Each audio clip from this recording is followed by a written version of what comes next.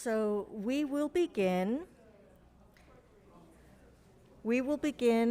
with the pledge being led by our student representative from CAMS, Ms. Christina Park. Okay. I pledge allegiance to the flag of the United States of America and to the republic for which it stands, one nation, under God, indivisible, with liberty and justice for all. Thank you. We are meeting together, but broadcasting remotely tonight, and welcome all those who are participating by watching through YouTube. As a reminder, we welcome public comment and have provided a mechanism for you to make public comment by leaving voice messages to be played to the board and the public during our broadcast.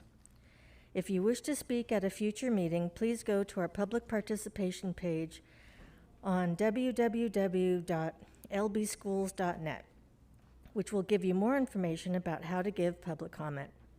As a reminder, in conformance with the Brown Act, when we hear testimony on an item that is not listed on the agenda, a full discussion of that topic would have to be delayed until such time as the item can be publicly posted in advance as a regular agenda item. The board has been meeting in closed session regarding matters listed on today's closed session agenda and wishes to report that no reportable actions were taken. So next on the agenda, we have public hearing. Well, actually, we have no public hearing. And then call for agenda items for separate action or adoption of the agenda. Oh, and thank you. Thank you for that pause, because that reminds me, I'd like to move item number 22 to follow item number 18. So we would be adopting the agenda as amended. I move we adopt the agenda as amended. Second. Any further discussion? All in favor with a roll call vote, Dr. Benitez? Ms. Kerr? Aye. Mr. Otto? Aye. Mr. Miller? Aye. And I vote aye. So hearing no opposition or abstentions, that motion passes 5-0. Approval of minutes. Move to approve. Second. Discussion? All in favor, Dr. Benitez? Aye. Ms. Kerr? Aye. Mr. Otto? Aye. Mr. Miller? Aye. And I vote aye. So hearing no opposition or abstentions, the motion passes 5-0. Introduction of student board member. So Christina, this is where we get to officially introduce you, and it's time for your report. Okay. Hello, everyone. My name is Christina Park, and I'm a current junior at CAMS. To start with my report. As a student and as a member of ASB board this year, I think that the theme for CAMS this year has been engagement and inclusivity. Throughout the year, our teachers and staff have been looking for ways to keep us engaged and active in class. Additionally, many teachers adopted more flexible deadlines and have been very understanding to the unpredictable events in our lives. I can personally say that the junior team has made a conscious effort to stagger exams and quizzes to lessen the burden on students. On top of these efforts, I was really happy to hear that CAMS will be offering summer school this year to students who have fallen behind. I think that it's a great effort by the administration to help students who may not have been able to adapt as well to online learning, or for those who may have faced some unforeseeable circumstances as a result of the pandemic. And as teachers and administration have made efforts to keep students engaged in class, ASB has been looking for ways to keep students engaged outside of class. This year, we tried to host events similar to our annual, or kind of like following our annual timeline. So we hosted our Club Rush, Fall Games, Fall Spirit Week, and talent show similar to last year. But of course, everything was virtual. So we adjusted a lot of our events to match the online setting. And addition to the annual events, we introduced several new ones to match I guess, change. We actually had several esports events and video game tournaments this year. I would actually say that those were our most popular and successful events. And I just loved seeing how a more diverse group of people were participating and engaging in these events. So it was just something really nice to see. Also, for the first time ever, we hosted our first teachers versus students event. I thought it was really fun to see the teachers really getting competitive too. And the event was really an effort to get students to see teachers outside of their class and try to get them to know each other better, because we understand that a lot of our students and teachers haven't met even in person yet. So it was a great event for, I guess, a great event as both parties really enjoyed it. And I would say that though the year has been very far from ordinary, from a student standpoint, I appreciate the engagement and inclusion efforts of our teachers and staff. And as a member of ASB, I hope our efforts paid off. And yeah, I hope that with the efforts or continued efforts from our teachers and staff, that we will be able to transition smoothly back into person if the numbers allow. So yeah, thank you for your time, and that's it for CAMS. Thank you, Christina. We're glad that you could join us, and hopefully you can see everybody okay. Oh, Mr. Miller, did you have a question for her? Yeah, Christina, I know you said you were an 11th grader, correct? Yes. So you're thinking about college. What's your dream school? Oh, that's see, they're dream schools for a reason. I would say that I want to go to Stanford or Barnard College in New York. All right. Well, keep working. I'm sure you'll get there. Thank you. Okay. Well, thank you for being with us. You can continue to join us, or you may be excused at any time because we understand you may have homework or something else to take care of. But in continuing with this, oh, yes. Wait. Christina will be joining us in our student presentation in a few minutes to talk about CAMS and the reopening of schools. So Okay. Christina, we need you to stay on for a little bit longer, please. Right, so don't leave. I retract that last statement, and we are going to keep you around. Okay, and what we've moved around on the agenda is that we will now have our staff report, which includes the audience members that you see behind me here. So I will turn that over to Dr. Baker. Thank you, Mrs. Craighead. And thank you for moving this agenda further up or this item further up on the agenda. We have two aspects of our school reopening update tonight. The first will feature a group of high school students, one from each campus, who is going to provide a student perspective on the reopening of school, and including a perspective on students continuing distance learning. The second part of our school reopening update tonight will feature planning that the elementary team has done in conjunction with the Office of Curriculum Instruction and Professional Development on summer programming for students. And Dr. Myers-Miller and Mr. Moskovitz will introduce that item. So we'll begin tonight with Dr. Camarino and the introduction of high school students who are here to share a student perspective. Good afternoon, Madam President, school board, executive staff, and all of our students who are here. We're proud that you are here and so excited.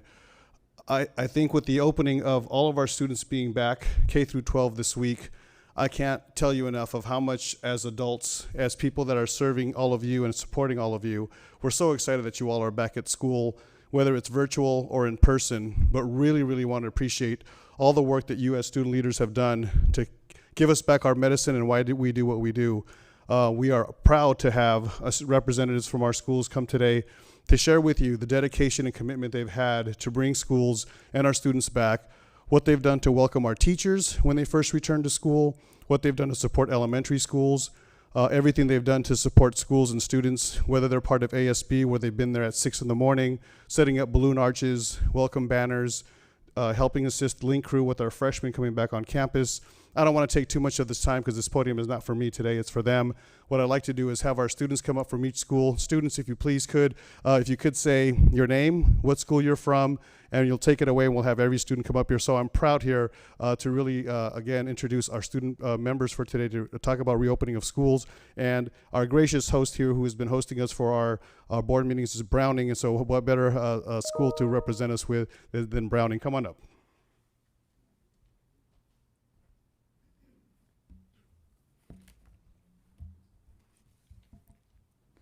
Hello, distinguished members of the Board of Education, Superintendent Dr. Baker, executive staff, and all guests. My name is David Alvarado, and I am an ASB representative from Browning High School. We are happy to report that our school is back in session.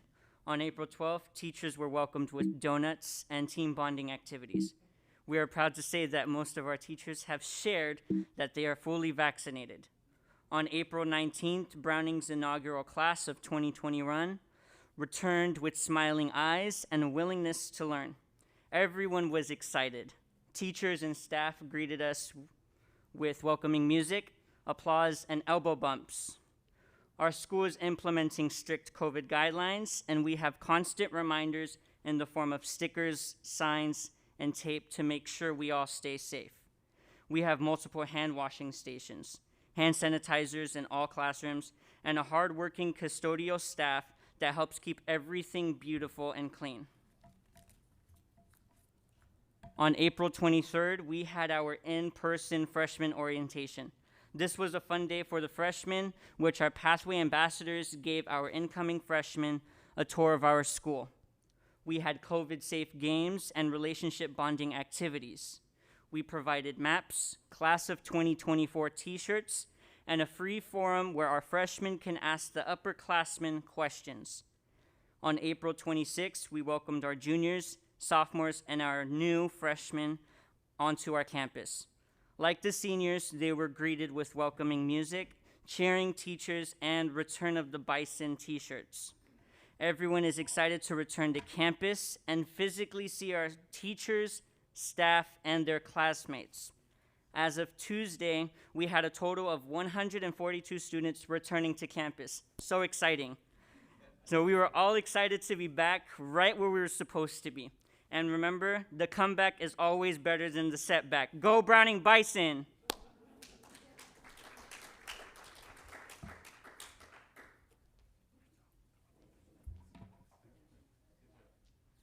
Hi, good evening, everybody. My name is Amaya Bishop, and I'm here on behalf of Cabrillo High School as the ASB secretary as well as the drill team captain.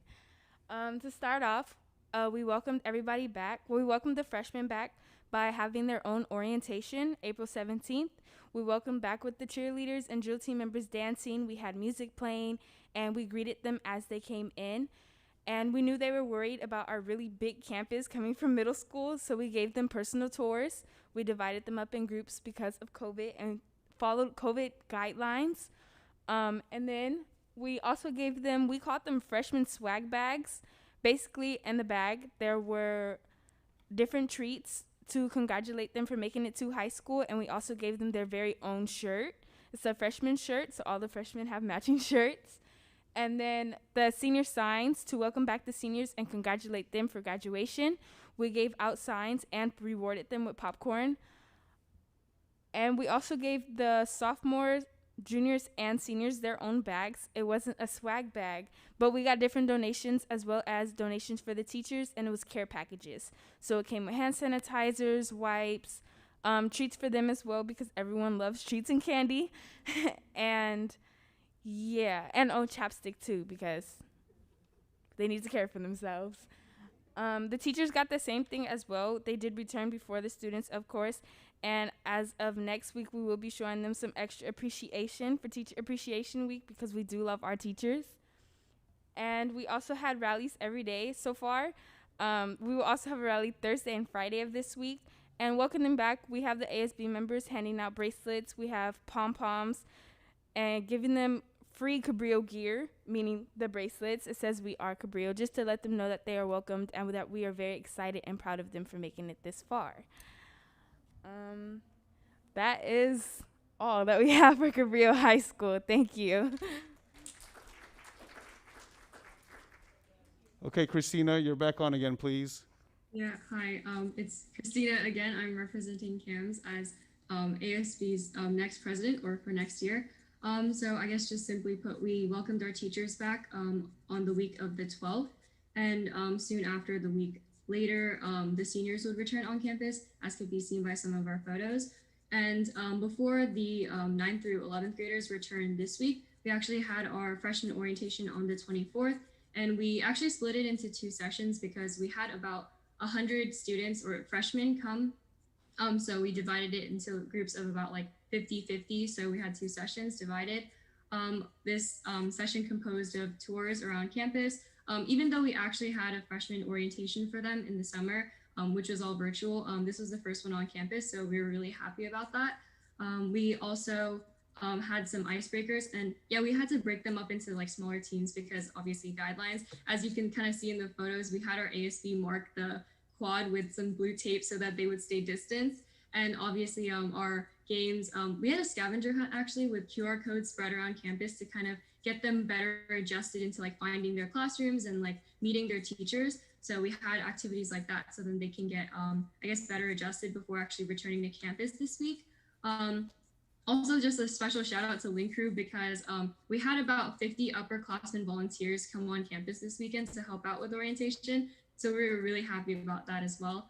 And then, yeah, that was basically it. And then they're returning, or we all, or most people, well, no, 100 or 150 or so students returned on campus this week.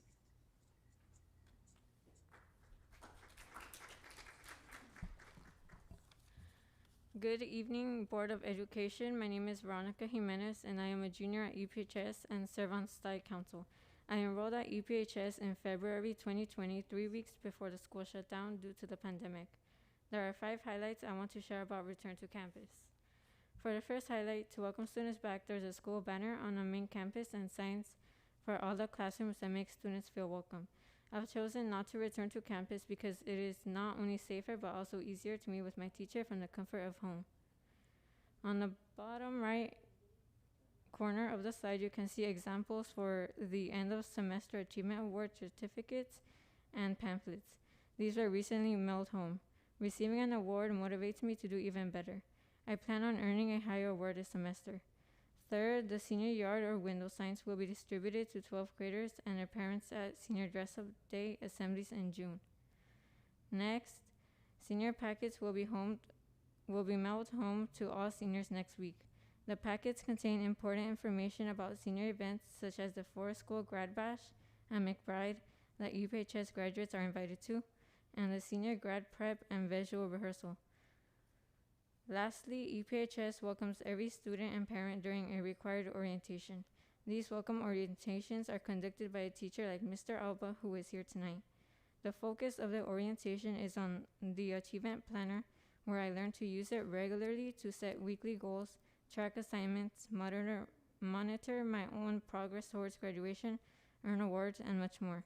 I'd like to thank you for the opportunity to speak to you this evening.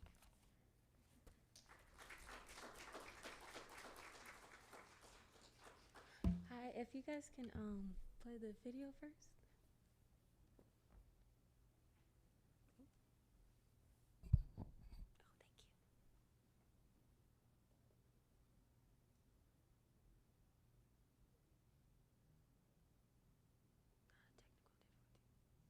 Oh, thank you.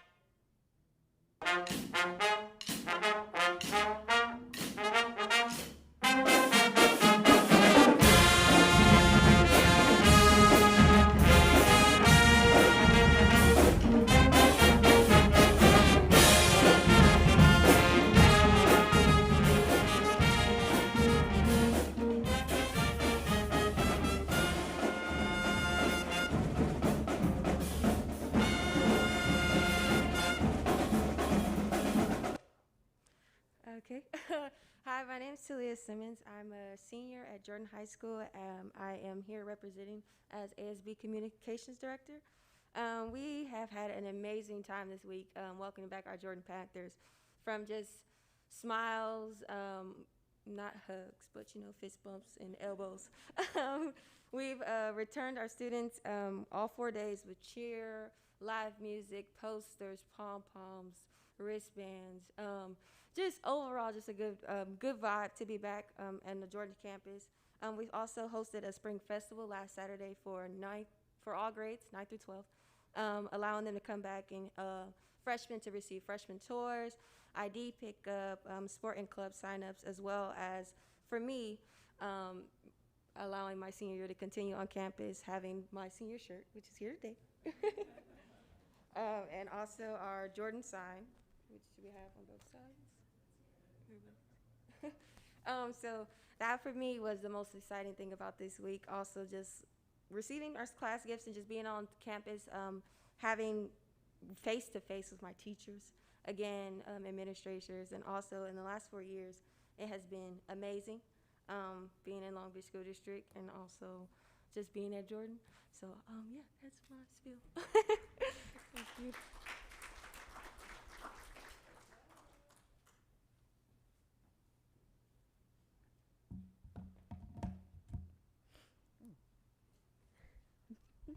My name is Kylie Burton, and I'm representing McBride High School.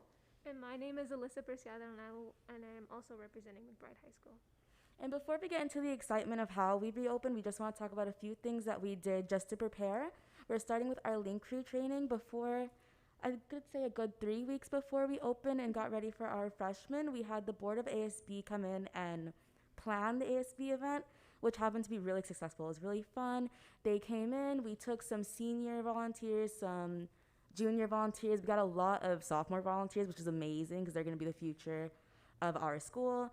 And we gave them t-shirts just to make it easier for the freshmen to know who is who and who they can ask questions to. And my partner is wearing a representation of what the t-shirts look like. They were really cute, it was really fun. And then we also had a group from our talented yearbook. They made reopening procedure videos just so we can show in our welcoming, in our welcoming presentation for all of the students. It was really fun and interactive, and it showed what we could do during school and what we couldn't do during school, which is good for them to have, just to see what they can and can't do according to the COVID guidelines. And then our first week when we opened up, we welcomed our senior class. It was really fun. We had all the teachers out in a big gauntlet with a whole bunch of music and made coming back to school extremely welcoming and fun. You got to see all of your teachers that you didn't get to see in the previous year. And it made it made the seniors feel really comfortable and really excited to get the school year started. And at the end of that day, they were handing out our senior yard signs, which you can see in that picture above. They're really cute, and our seniors were really excited to finally receive them this year.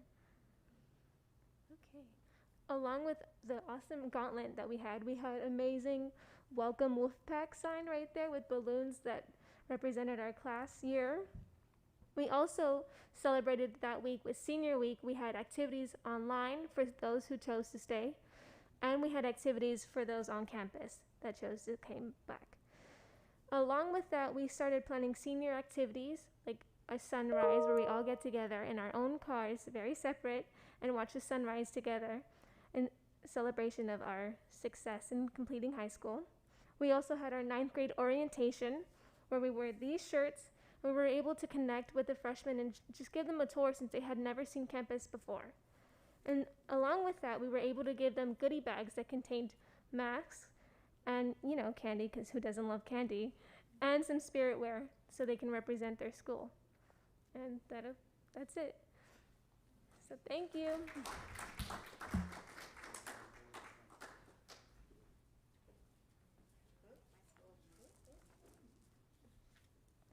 Good evening, members of the Board of Education and student representatives. I'm Jayla DeRusso, Senior Class President of Milliken High School, and the first thing I want to focus on is how ASB and Focus prepared our returning students for in-person learning.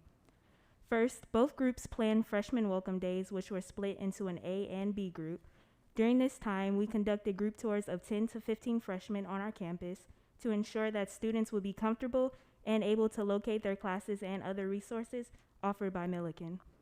In addition to the tour, students were given free class shirts, lanyards, and stickers to get them excited and show them we were excited for their return. As we know, seniors were the first group of students to return, and with our return, the high school office graciously provided seniors with a free senior yard sign. Also, our ASB director, Mr. Robinson, had music and games stationed around the rally stage. There were stations by each game that held hand sanitizer for students to clean their hands before and after playing a game. Furthermore, Milliken administration and ASB does a very great job at communicating with students. Before coming on campus, we received emails about the hybrid schedule, which is color-coded by group to make it much easier for us to determine which they were supposed to be in person or at home. Also, we have morning announcements every day in which a representative will give students information about important events or just reiterate any information we need to know, in which ASB will also show this on their social media platforms. In addition to this, seniors have been getting shout outs during the announcements for their college commitments, which has been really cool to see where everyone's going after Milliken. Lastly, our hallways are filled with signs that remind students to stay socially distanced and wear their masks, while containing direction arrows to remind everyone to stay to the right and keep moving. Overall, our school's reopening seems to be successful as I and many other students feel safe considering there's hand sanitizer and hand wash stations everywhere. And students and staff take the safety precautions necessary while giving us a sense of normalcy through the activities mentioned earlier. Thank you for your time.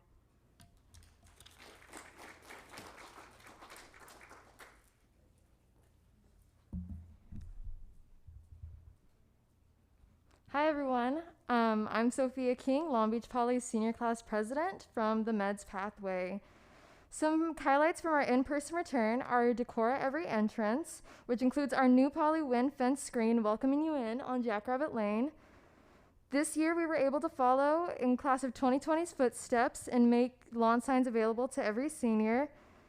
This year we were off to a rocky start with getting students involved and really back into the school zone. But with games planned and rallies for both A and B groups on their first day, school really seems to be getting back to how it used to. Us seniors got to follow in the tradition of taking pictures in front of our last first day poster, which is something every senior looks forward to. And on our first day, students were also able to receive their IDs. We had our freshman orientation April 24th, and our link crew was there to bring the heat. Class of 2024 was welcomed in with our cheerleaders cheering them on and our amazing marching band playing some traditional Poly marching band songs. As well as they received t-shirts, lanyards, and a tour of the campus. Thank you everyone, and we look forward to finishing up the year. Go Jackrabbits!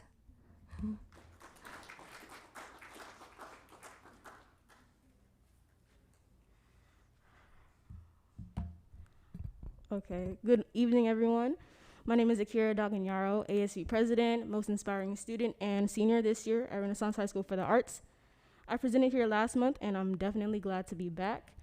With our staff returning after spring break, our PTSA, more commonly known as PARTS, or Parents with the Arts, surprised teachers with personalized care packages and a formal breakfast to welcome them back to their Renaissance home. As our senior Phoenixes prepared for the return from their abrupt intermission, we uplifted their success by handing out senior lawn signs customized with their names and goodie bags with all kinds of treats, hand sanitizers, and waters.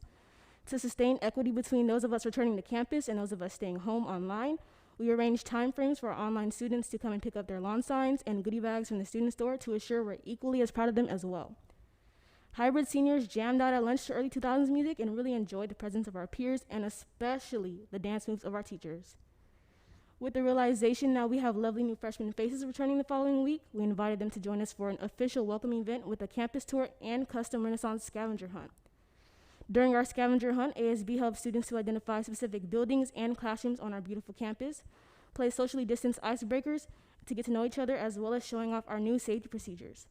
At this event, we also made sure to give our new Phoenixes some RHSA gear, including a new RHSA face mask and t-shirt to instill some Phoenix school spirit and welcome them no other way than the Renaissance way. Ninth graders were passionately greeted by student actors, singers, dancers, musicians, and artists, as well as our lovely staff. The pictures featured here are from our ninth grade welcome. As you guys can see, we definitely had a ball as the seniors, freshmen, and staff were able to interact in a way that has been missing for the last year. Seniors left quite the impression at Renaissance on our ninth graders, as well as we passed the Renaissance torch onto the next generation of our Phoenixes. We thank you, and it's so nice to see you all again. Thank you.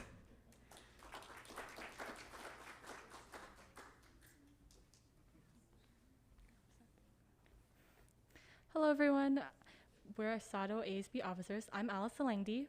And I'm Marisela Rios, and and we're here to highlight the first week of coming back to Sato Academy. So to prior from all the classes coming back to Sato Academy, the seniors actually had a chance to come a week before everyone came back to give them a lay of the land and have those feelings back, like, oh yeah, I'm a Sato Dragon and I'm here to, finish the year off strong. And even before the seniors came back, a week before everyone came back, the teachers actually visited all the seniors' houses to deliver senior signs, give them, hey, congratulations, the class of 2021, you're almost done with Sato Academy and on to something new. And it was really nice to see them during Zoom calls and stuff like that. So during the transition period from hybrid from before the Zoom call to hybrid, we as a school organized a link crew type. We call it a Dragon Crew. So we gathered freshmen on April 17th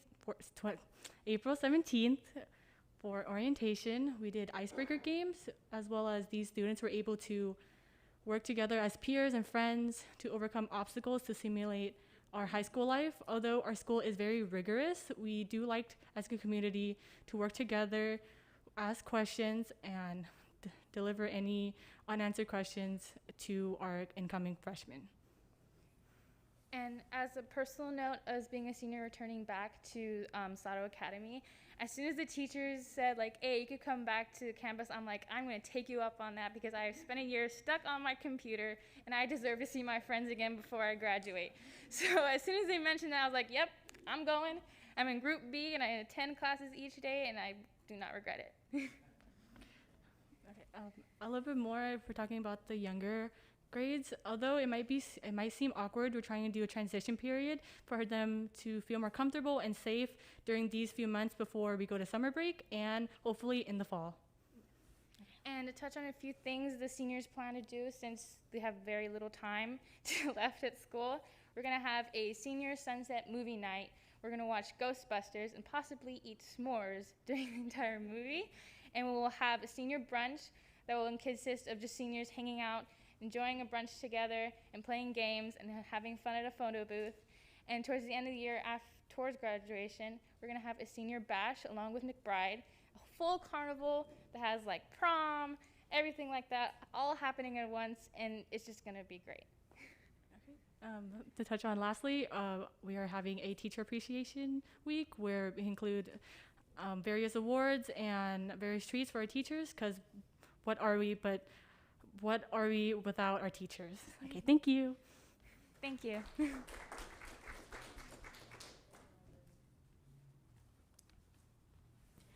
Good afternoon. My name is Selenia Flores. I am a junior at Reed High School, also representing Beach High School. I am very happy of having the privilege of speaking in front of you all about the reopening of school. And this afternoon, I'll be informing you all about my experience and what I've seen during the first week of coming back to school. We are a small school, but I've seen the special care that's been adapted for our return to school.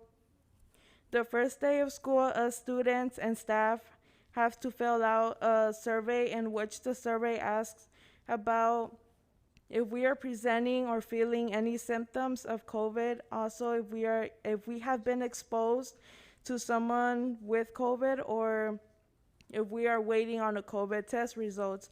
After we are done with the survey, we show the staff at the gate we've completed the survey before taking a step in campus. We maintain the social distancing before, during, and on campus. Before going into class or more further into campus, the staff first gives us hand sanitizer in which they take, and then they take our temperature with the device without having any contact with the device, so others are able to use it as well. After finishing up with those steps, we are greeted by the principal, counselor, and staff or teachers by still following the rules of social distancing and by wearing our masks at all times. They help students find their classes if they need it. Everything is well organized and everyone is able to go where they need to go. All students were greeted by teachers while going in class. The seats inside the classrooms are spread out and clean so us students are able to take a seat. We are always told to get a Chromebook from the carts, and all the Chromebooks are cleaned and sanitized before the next use. During our class, our assignments are in Canvas, so there is no need for our teacher to hand us worksheets. So it's all given online. They just explain what we need to do, and they are available if we need any help. Teachers always check in with us, making sure we are doing well or need any help when class is about to end. We are told to put the used Chromebooks in a box where they will be clean and sanitized for the next class to use.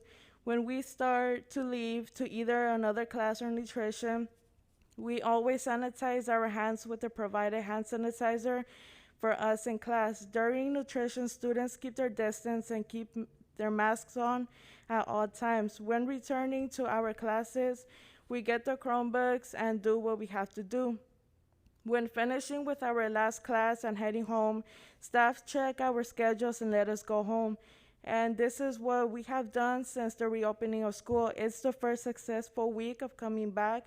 It's a big deal, but everything was made possible because of the special care that was given to us. We still have a few more weeks left before the end of the school year, but I know everything will turn out well for us students and staff, and if something turns out bad, it will be fixed quick for our safety. Every staff takes the dedication for us to get to school every day and feel safe of being on campus again. Thank you.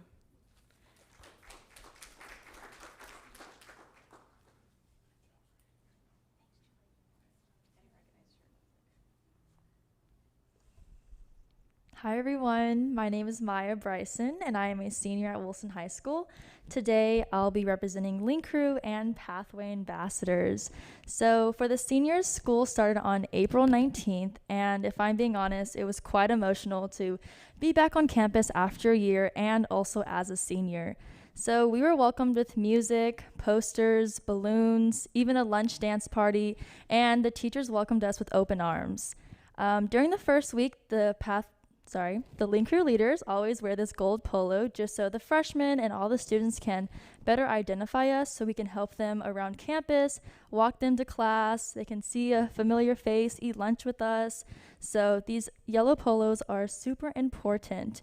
During the first week, the seniors were able to pick up their lawn signs, which was actually made by a senior, and the senior class voted on them.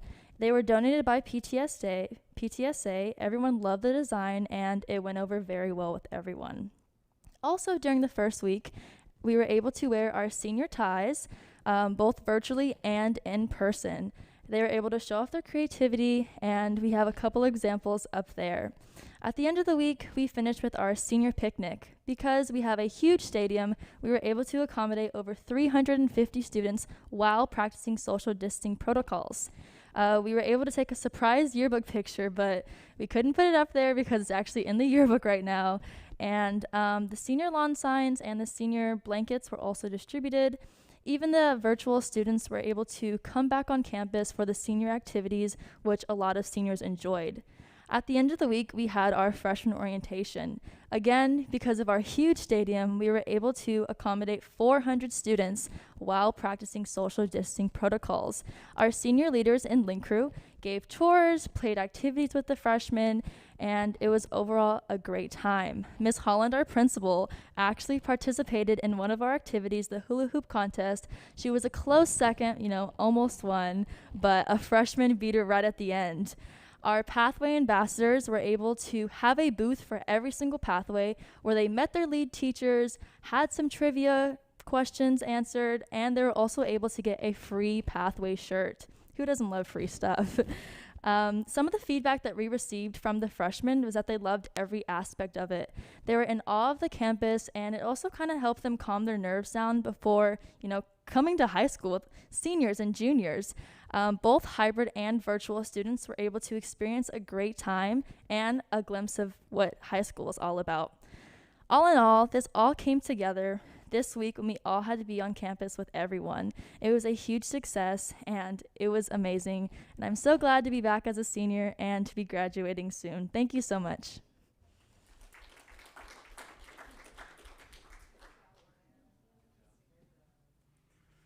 needless to say, it's an emotional presentation that I'm so proud of all these students and what they are bringing to us, and also the energy that they're giving our staff and our community.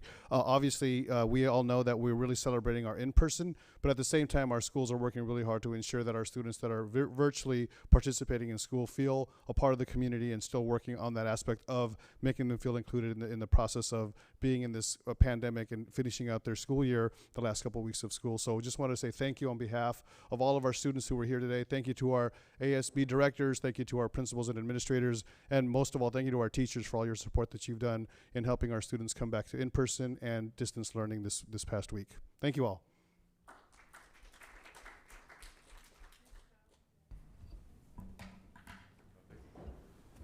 Well, I want to thank all the students for being here, but I understand if you need to leave because it is a school night. So you're welcome to stay, or you can go if you need to. But thank you for being with us. All right, good evening. It's always tough to follow students, but we'll do our best. So for the past several months, for obviously very obvious reasons and important reasons, we've been talking a lot about the reopening of school, what it was going to take to reopen our schools, what it was going to take to support our students at home, our students in person. You've heard about the countless hours devoted by district staff, by site staff, to get our schools ready to reopen. What's less known and what's less well known is the amount of time being spent behind the scenes to make sure that we are putting together plans to support our students, to support any potential learning loss, to accelerate student learning, to ensure that all of our students recover any learning loss that they may have had. And so what we want to do today is just take a moment and highlight one example of the ways that we are trying to accelerate learning moving forward. We have a tradition here in Long Beach for several years now at the elementary level. We've had a summer program that we've called SEAL. You can think of it as kind of like a summer school program. But it's not just about remediation, it's actually about acceleration and engagement. And so what we want to do is spend a few minutes today talking about that program. It's my pleasure to bring up Dr. Demita Miller. Demita is one of the directors in our office, and you heard me mention last time Kim Weber supporting some of the reopening work on the Health and Safety Committee. Well, while that's been going on, Demita has been working very closely with the team in OCIPD to make sure that we're ready to run a very robust summer program. So I'm going to invite Dr. Miller up, and she'll share more about that.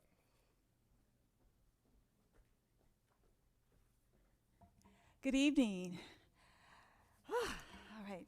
It is always hard to follow students, and then when I see my students from that I had in middle school being most inspiring student and ASB president, it just makes my heart so maybe I did something right halfway.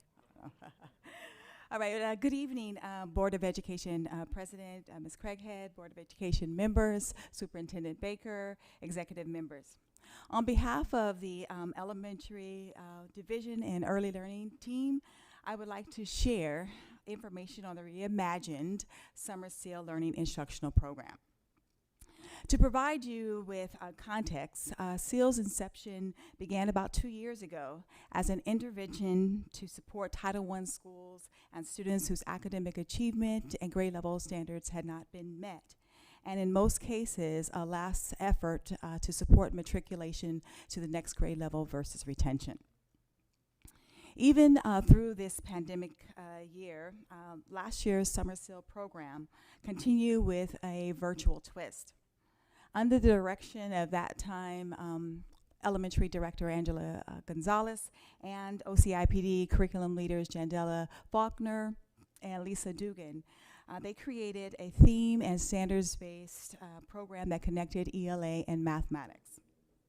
One of the most foundational pieces of last year's program was the integration of SEL. Those lessons were designed and supported by Dr.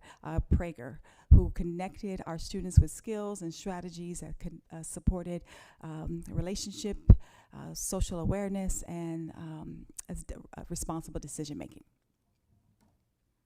I have to get used to this new, right here. As a teacher in the SEAL program last year, I felt that I actually wanted to teach in the SEAL program last year because I wanted to be ready to support my teachers as a building principal. And I know that I needed to have some of those nuances of problem solving and strategies when you are teaching online. So I taught in the summer SEAL program, and I felt that I developed really some solid ground implementation and quality online experiences that I could use as a model to support my teachers. Some of the data that we received last year, I want to share it with you because as one of the things that we try to always do is we want to see as their effectiveness is, and what was the reach of our program. And so these are some of the responses from some of our stakeholders. We surveyed our parent and also our teacher stakeholder groups, and I'll just share just briefly a couple of those responses. So our teacher stakeholders last year felt that the instruction, specifically the SEL, was really instrumental in getting our kids to talk about their experiences, talk about their feelings, and being able to interact and engage with one another. Even though they were on the online experience, they were still able to develop some of those solid SEL skill building. Additionally,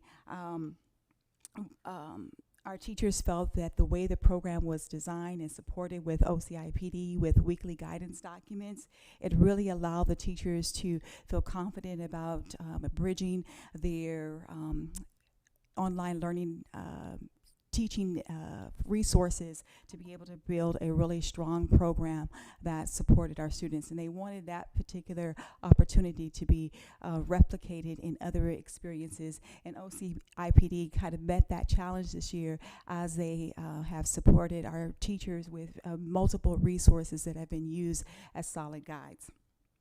Our parents, who are our stakeholders, who really helped to make sure that our students were participating in the program, felt that by being a participant in the Summer SEAL program, their child regained some of that energy for feeling being disconnected with school. They felt energized, and they wanted their students to continue in this setting. They also felt that their teachers were excited to see them. They had engaging lessons, and that made their students want to be a part and have some feeling of success.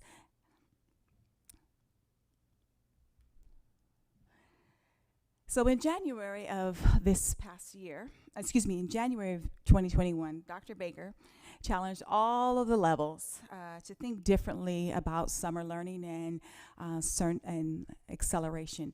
In the past, as Mr. Moscovitz has said, we usually think of summer as a remediation time. But Dr. Baker challenged us to think of summer learning as an opportunity for learning with acceleration.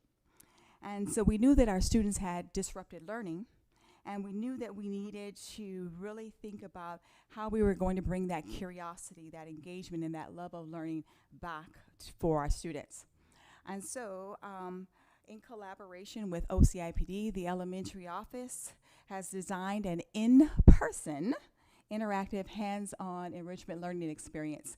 And these are some of the key components that will be a part of our program. Definitely, of course, focusing ourselves on the standards base, but it is interdisciplinary approach with an overarching theme. Our theme for the summer is We Imagining a Better World. Our students will have a literary experience through culturally relevant texts. We are also adding our dual immersion students in grades K through 2, and they will have a comparable literary opportunity with Spanish standards language opportunity. We will have our students having math tasks that will incorporate number sense and that will incorporate applying those math standards. We are engaging our students in hands-on experience and experiments with mystery science as an option for an online piece that will engage them in being able to be curious thinkers and problem solvers around world conjectures. We're approaching SEL a little bit different this year. In the past, we have engaged SEL through skill-based skills and strategies, we are integrating SEL through an art integration. And so this will be the way that we are really ensuring that our students have an opportunity for enriching their learning experience, not just through the traditional remediation opportunity, but through building their problem solving and thinking around standards. Our teachers will additionally be provided with instructional guidance documents supported by OCIPD. We will have teachers continue with that overarching umbrella question of imagining a better world. And with that, they will have essential questions to support the instruction throughout the week that is integrated in concept development and social emotional learning. Our focus standards are math, language arts, science, and of course SEL with task development. The teaching resources are aligned to the instructional focus. One of the pieces that is supported, of course, is resources that connect to the direct instruction of effective practices. The reason why we are supporting instructional guidance documents is because we are supporting teachers, and we want to make sure that there's consistency and alignment across the system for this program and what all students are being able to be offered. Of course, all of our materials are supported for our language learners with ELD integration of concepts. Okay.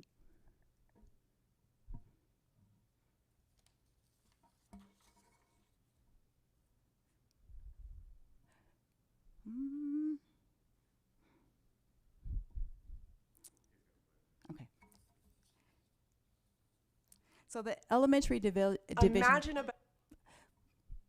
The elementary division has challenged all of our schools to have a program at their sites. In the past, most of the programs have been at Title I schools because that's where the need was to support students who needed additional academic learning opportunities. However, this year, the challenge, as we know, is all students, all schools have been affected by the pandemic, and therefore all schools will have the opportunity to provide a summer seal program at their site.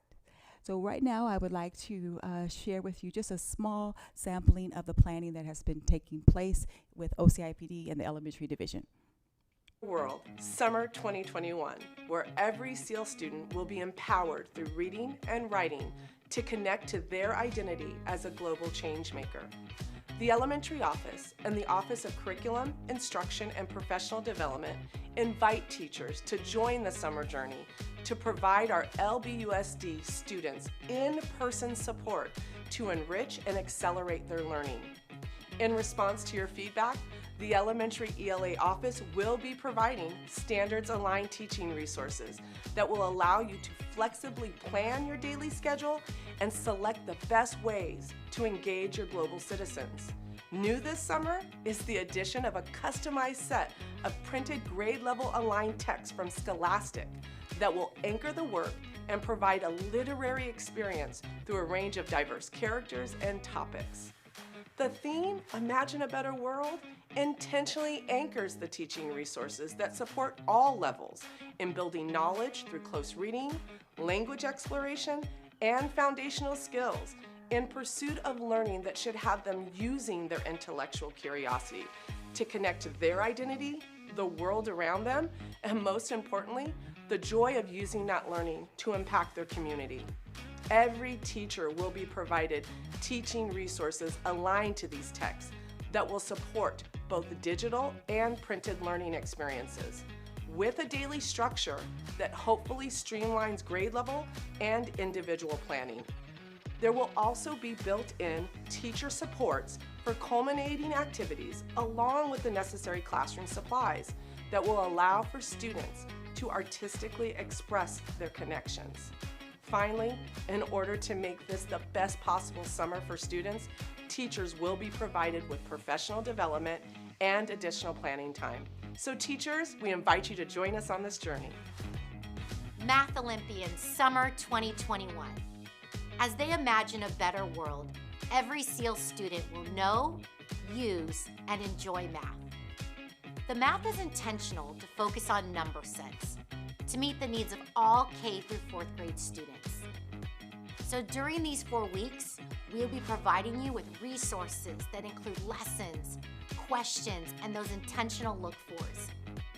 We want our math Olympians to make connections and to think like mathematicians as they engage in estimating, counting, and applying math in the real world. Every math Olympian teacher will be provided counting collection support, so quantity comes to life for our students. And we can't wait to show you Estimation Clipboard. These lessons are from the same creator of ST Mysteries and Splat. And most importantly, as a K-4 school site, all grades will be focusing on building number sense. This will allow teacher teams and even cross-grade levels to work collectively and share resources and materials.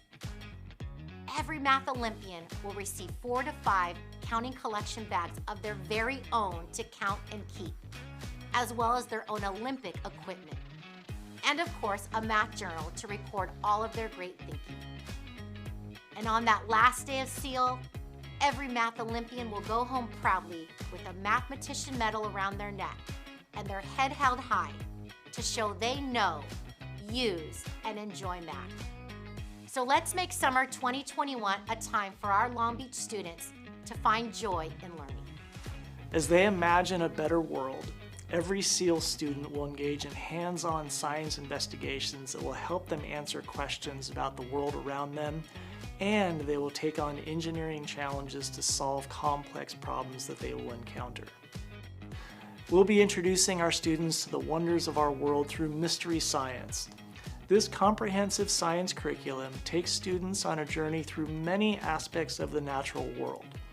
Mystery science will help students begin to develop an understanding of the 4 disciplinary core ideas: physical science, life science, earth and space sciences, and engineering technology and the applications of science. We want our students to begin to think and act like scientists and engineers. During this 4-week program, students will practice many skills utilized by scientists and engineers on a daily basis, such as asking questions and defining problems, developing and using models, engaging in arguments from evidence, and constructing explanations and designing solutions. Every Science Explorer teacher will have full access to all of the mystery science resources, including the exploration videos, the extension activities, lessons and unit assessments, and they will be trained on how to utilize all of these resources. The necessary supplies, consumable materials, and lesson documents will be purchased and provided ready to be used within your classrooms. Just as the Perseverance rover currently explores the mysteries of Mars, let's make summer 2021 a time when our Long Beach scholars can become true explorers of their own.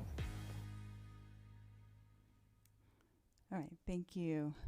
This particular video was a part of supporting the need for teachers to be a part of our program. So it's a promotional video for the teachers, because we are expanding the program to all sites. So we need teachers to be active participants and actually teach in the program. We do have a additional video that is being put together with multimedia services for our students. So our students in their invitation letter will have a video that's different from this one, because this one is geared toward teachers, but a video for our students to know about what the program is about, and so that they will be excited to want to come and participate. All right. So let me give you a couple of the logistics around our SEAL program. As you know, it is 4 weeks, Monday through Friday. Once again, it is an in-person instructional program model. It's 3.5 hours of direct instruction each day. It's offered at the majority of all elementary sites. We do have a couple of HVAC situations where schools will be unable to host the program, but they will be partnered with neighboring schools. Of course, it's standards-based. It's an integrated program with science, math, language arts, and art in SEL. It is a couple of pieces to note is we have been collaborating with OCIPD's curriculum leader for special education, Rochelle Martin, to ensure that the program, the resources, and all our SPED students are also able to have the same quality experience that our gen ed students will be receiving. Additionally, we have added dual immersion to our part of our SEAL program. So students in grades K through 2 will be who are current dual immersion students will also be able to participate in this opportunity with that language support. Now, I want you to all to imagine something for a second. Every time that you and I get the opportunity to go to a celebration, well, not during COVID time, but you know, whether it's a birthday celebration, a wedding, anniversary, you always go home with what? A memento, a goodie bag, right? Well, our students are also who participate in the Summer Sale program will go home with a literary goodie bag. So each student will receive 4 to 5 culturally relevant books and texts that they have actually been using during the week of SEAL. They will receive a microscope and ruler that they can continue to be scientists as they are at home. They'll receive a jump rope, frisbee, and fuzzballs that connected to continuing their quest as being math Olympians, and they will have make and take art projects. So it's an exciting opportunity to not just have hands-on while they are in the program, but they will also have hands-on and be able to continue some of that curiosity and engagement at their home. So if you would like a goodie bag, you're going to have to come by and visit one of the SEAL programs offered this summer. So in closing, the elementary SEAL program is welcoming back our students to in-person learning experiences. Thank you. Thank you, Dr. Miller. If there are any questions, we can take a few. Somehow at this time of the day, I start getting the glare from this side. So let me see if I can scoot over here a little bit. So it's so good to hear that we are ramping up our targeted intervention efforts this summer around learning acceleration. Mm-hmm. And I love the theme, right? Imagining the world or reimagining the world. So two questions. One is, sounds awesome, sounds terrific. Who can participate? What's the process here of students either being identified or self-selecting into this? And then the second, I'm really appreciating the nuance around culturally relevant readings and work. So I'm wondering if you can talk a little bit about support and professional development that we're providing for our teachers to be able to be culturally responsive, all right? Given that it's summer and given that we have this focus on culturally relevant material. So first is, how do we identify students who can participate? And then the second around professional development for our teachers. All right. The students who will initially be invited to participate are students who have achieved below standard on their achievement report for fall 2020. Those students received a below standard in reading and also in mathematics. So that was a range of probably about 5,000 students throughout our system. Those letters actually, invites go out next week. And so it'll be a 2-week process for trying to confirm those students in their participation. There will be an additional opportunity for sites to support with their counselors and IOAs calling those families who did not respond. And then we will do an additional invitation out once we have exhausted opportunities for the initial invites based on the standard of achievement. The second question is around culturally relevant texts and how we are supporting our teachers with professional development. I'm really excited this year. Last year as well, there was a Teacher Institute. This year, our opportunity for Teacher Institute is 2 days. So the teachers will have support by the curriculum leaders, Jandela Faulkner and Lisa Dugan in ELA and math, supporting them with that professional development. And the resources that teachers are provided really are very, I don't want to not prescriptive, but there's leniency in the way in which you can support. So they really go through all of the components of supporting students around questioning when you are engaging in texts and in concepts around culture and race. One more thing I would add is you may recall from prior conversations that our OCIPD team is preparing, there's a 5-week institute that all of our teachers will engage in this summer. Some may actually be able to participate the week before the SEAL program starts. So they may not get the deep dive through the SEAL training to which you're referring, but by the end of the summer, all of our teachers will have gone through this 5-day institute where equity and specifically what does it mean to be culturally relevant in the classroom, where that will start to come through. So it'll come a little bit through the SEAL training and even more in depth with the training that OCIPD is preparing.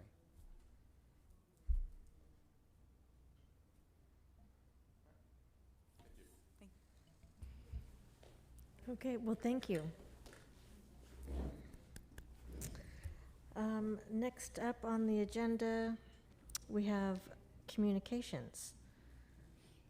And so tonight, Mr. Itzon's going to queue up our student, staff, and school celebrations that will feature one of our staff members.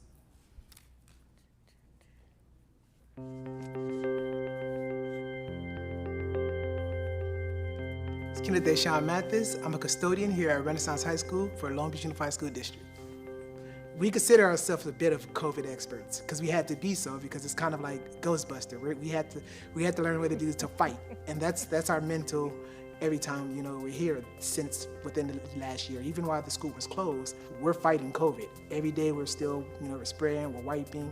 Every day we're thinking someone's touching this handle, clean this handle. We're walking through wiping handles and everything, just to reassure not just ourselves but everyone else. It's more than just cleaning. A lot of people think that you just clean all day.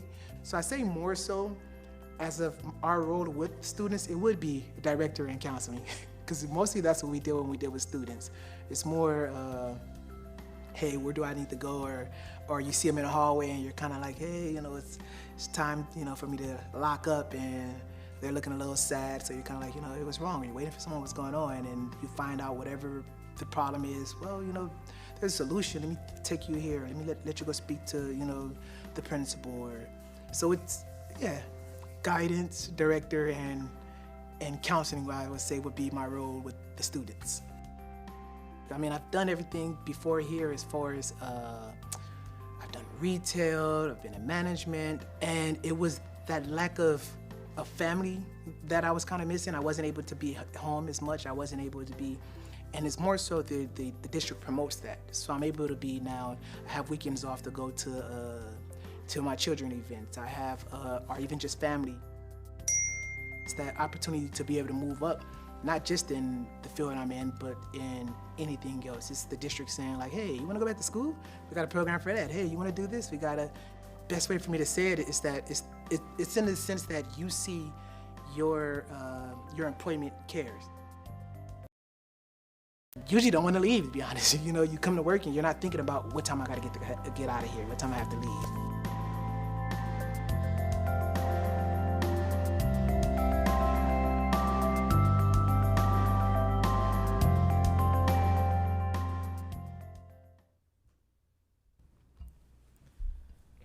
Such a really nice insight and reminder about behind the scenes, often unseen, the incredible work of our custodial staff and many, many other classified staff members in the district.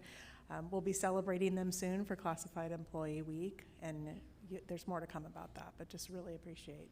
And thank you, Mr. Itzon, for a great glimpse behind the scenes of a wonderful employee. Yeah, I'm glad that he mentioned his role as a counselor, because I think anybody who has any experience in schools knows that the custodians are some of the most valuable people on that campus. So I'm glad he mentioned that part of it. Okay, next we have information about the National School Public Relations Association. So Yumi. Sure. Late last year, the district engaged the National School Public Relations Association to conduct an audit of our communications program, and that audit has been completed, and they submitted the report to the district.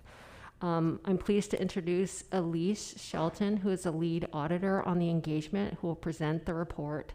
But before I hand it over to Elise, I'd like to share that the audit report has been posted on our district website under superintendent's goals.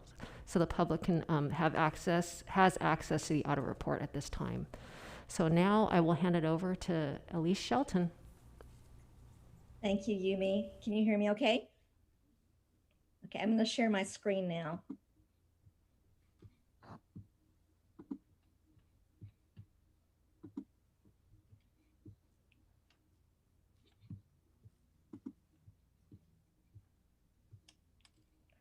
Are we okay? Thank you and good evening, board members and Dr. Baker and Yumi. As a general overview of tonight's presentation, I will share that the NSPRA communication audit and its purpose, the audit process in LBUSD, including the time frame and the stakeholders involved, the key findings and observations, the recommendations and action steps the district can take, considerations for implementation, and I will be happy to take any questions that you may have. First, let me share with you who served on the audit team with me. Tim Carroll is a public relations instructor at Texas A&M University in Commerce, Texas. He recently retired after 26 years as Chief Information Officer for the Allen Independent School District in Allen, Texas. And of course, my name is Elise Shelton, and I recently retired as the Chief Communications Officer after 25 years for a school district in Clarksville, Tennessee. We're just northwest of Nashville, and we're currently under a tornado warning, so it might get exciting here in just a little bit. I would also add that the NSPRA executive staff oversees all aspects of our audit process, including reviewing, editing, and contributing recommendations for the final report. So typically a communications audit is performed on site, and I would be with you in person tonight to share the audit findings. However, I think we all recognize that the past 14 months have been anything but typical. We appreciate the modifications and the coordination effort on behalf of LBUSD to accomplish this audit. So let me share with you that the goal of the audit was twofold. We really wanted to seek data and perceptions from these to assess the effectiveness and management of public relations, marketing, and the engagement efforts throughout the district. Next, we wanted to provide customized recommendations on strategies and best practices to build and enhance the overall communications program in Long Beach. The audit process in Long Beach began with your staff in the Public Information Office, the Marketing and Media Services Office, and several other departments which collaborate on communication projects. Materials used to communicate with various internal and external audiences, for example, websites, videos, newsletters, presentations, posters, flyers, social media posts, publications, campaigns, and emails were submitted. Tim and I conducted a rigorous review of these materials, and we examined them for effectiveness of message delivery, readability, visual appeal, and ease of use. We also reviewed additional information provided by the district, such as demographic data, strategic plans, communication plans, news coverage, board policies, reports, organizational charts, job descriptions, analytics, and more.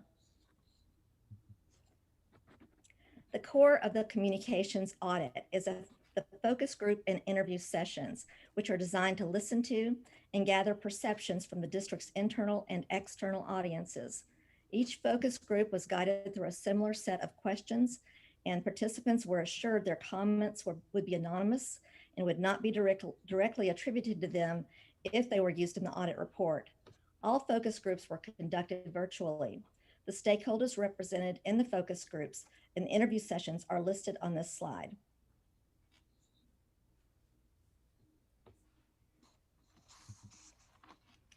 These key findings came directly from the focus groups and interview sessions as LBUSD strengths.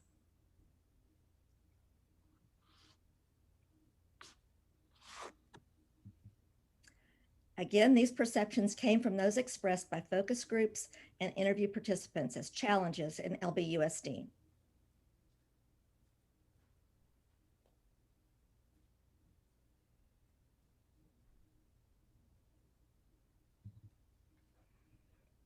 Observations reflect the positive perceptions the auditors have about the district, particularly its communication efforts after reviewing district materials and conducting focus groups and interviews.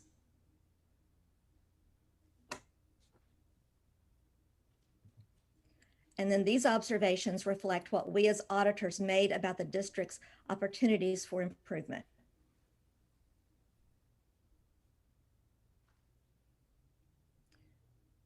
And I know the board members have copies of the audit, so I won't go into great detail, but I would like to hit some high points of the recommendations, if I may. So first of all, I will point out that each recommendation addresses the previously described key findings and observations. More details on the implementation are in the report itself.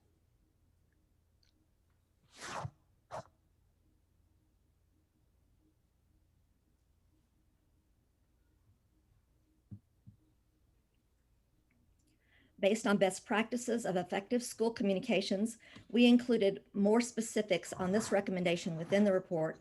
Many large urban school systems today have recognized the close relationship between stakeholder engagement and communication with key audiences. That recognition in some cases have included folding engagement responsibilities under an expanded communication umbrella. In LBUSD, the engagement functions and the Education Foundation could benefit similarly by closer connection to the communication department.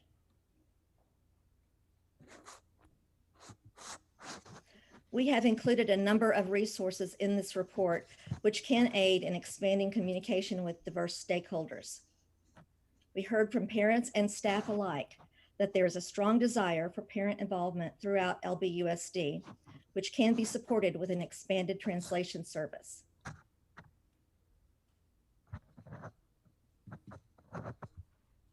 Just to remind you that these recommendations are drawn from the stakeholder comments and auditor observations. Looking at one of the key findings, that there is confidence in leadership, which will make building good internal communication system much easier. The action steps within this report outline suggest for building that system.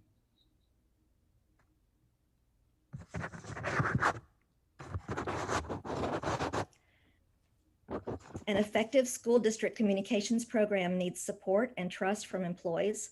Effective, intentional, and sincere engagement strengthens trust. Auditors heard a desire from employees to share input within reason before a decision is implemented. This recommendation offers a number of action steps to LBUSD to strengthen its commitment to transparency by authentically seeking input from its stakeholders.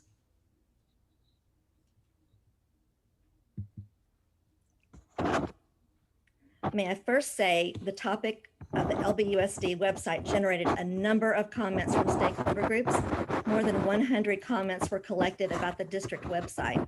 There is no question that the website is the front door to LBUSD, especially during a pandemic, and it provides a good volume of information for such a large school district.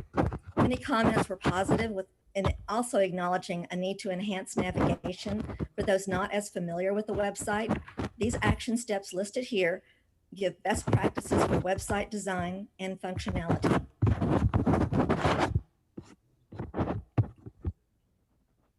It was interesting Elise, to hear. Yes. Can you pause for a moment? We're getting a lot of feedback. Maybe it's paper that's near your microphone. It could be. Okay. Thank you. Okay.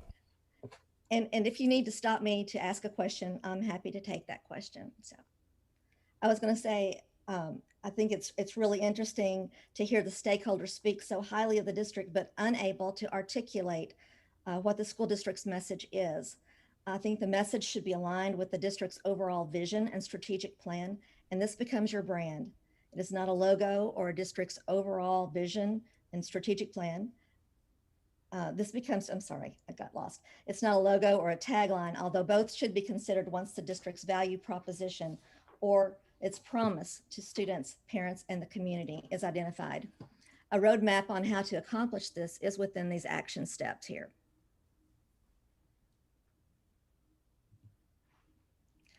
A best practice for school districts is to create this network of key communicators. Based on our interviews and focus group conversations, we did not see any evidence of a key communicator network in LBUSD. But again, this is an opportunity to share the Long Beach purpose and goals throughout the community by doing this.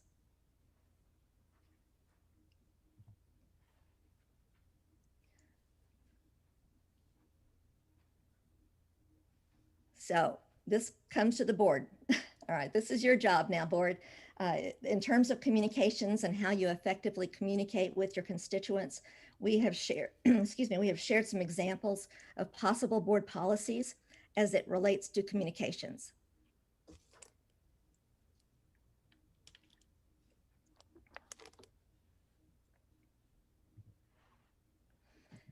I was so happy to see so many of your students presenting to you tonight. That ties directly into this recommendation 10 of including students in delivering the LBUSD message. We heard from our focus group participants that students are wonderful messengers and that they can really get more involved in communicating what is happening in LBUSD. And I know you all are so happy to be back in person now. So this is a lot, we know. It's really up to the board, the superintendent, and the executive staff to determine how best to proceed with any implementation. Some things are more simple to put into place than other things are. But on behalf of the National School Public Relations Association, please know that there are a number of resources available that are related to these recommendations, and we want to be able to help you with that. This experience has been delightful for both my co-auditor and me, and we thank you for sharing your district with us over the past few months. And I'm open to any questions that you may have.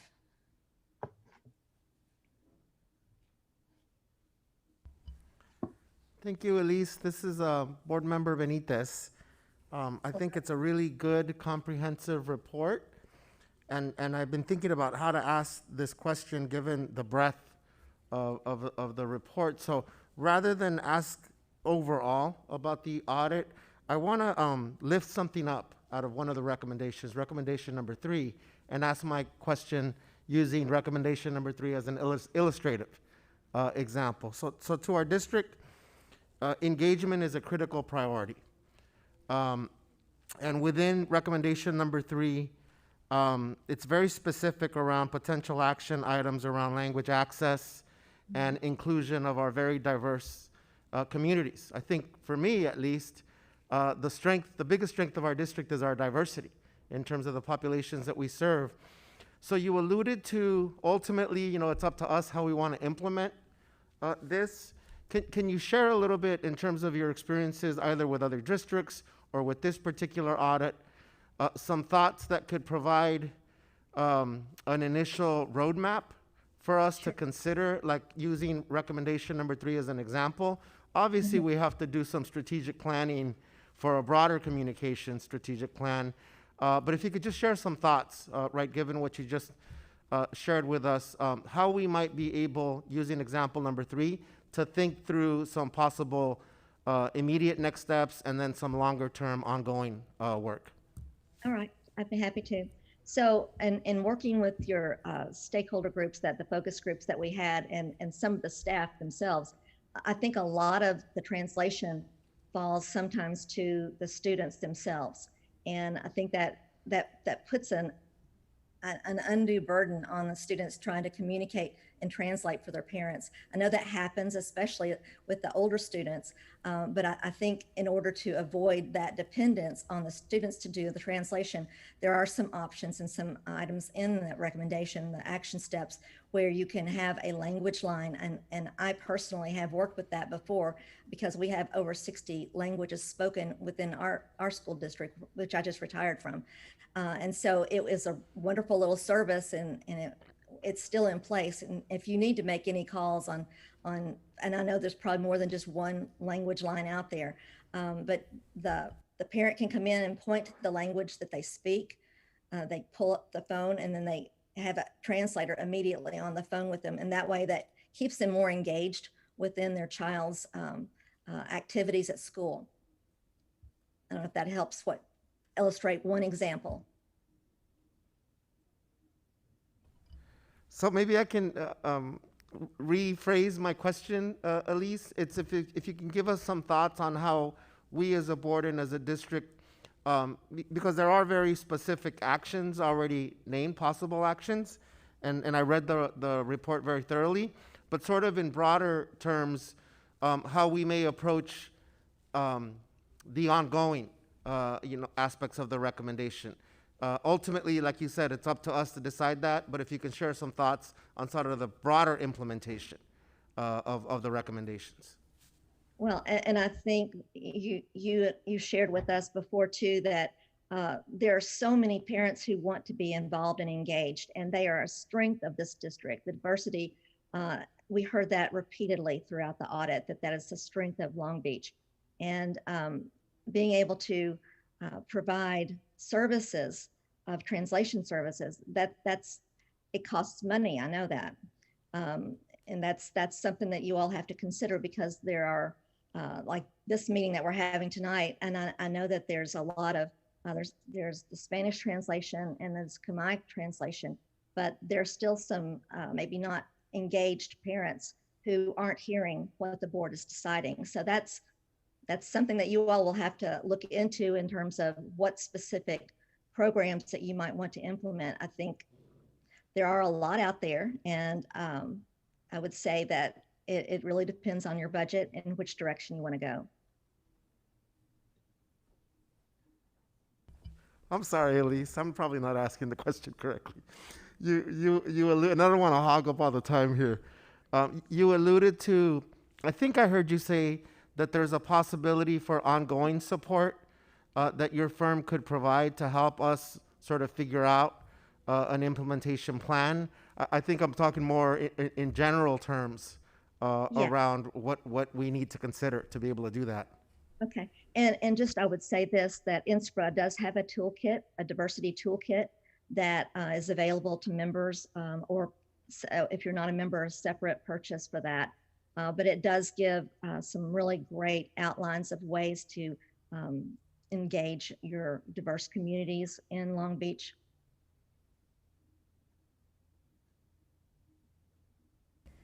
Do we have any other questions? Oh, Ms. Kerr? Well, I don't have a question. It's more of a procedural question. I don't have a question necessarily for you, Elise. Thank you so much for the presentation. I was just wondering, how do we want to engage in can we engage in a conversation about this that you can observe, Elise, but isn't necessarily a questions for you? I'm looking forward to hearing what my colleagues thought of the report. So is that something that we can enter into as opposed to like a direct Q&A? Yeah, I believe so, because it's an agenda item, so I think we can discuss it. Yep, got the thumbs up. Great. So thank you, Elise, and your team for a really thorough audit.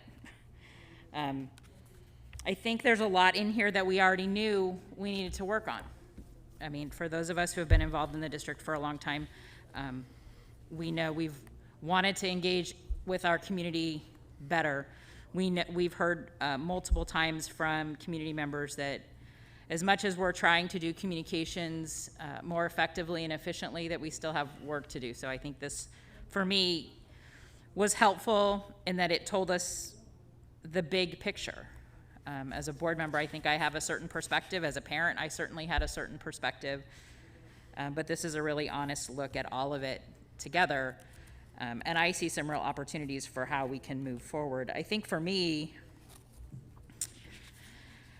I was super excited to read it, to be honest, and then I had to stop myself a couple of pages into it, and I had to remind myself to read it as a board member.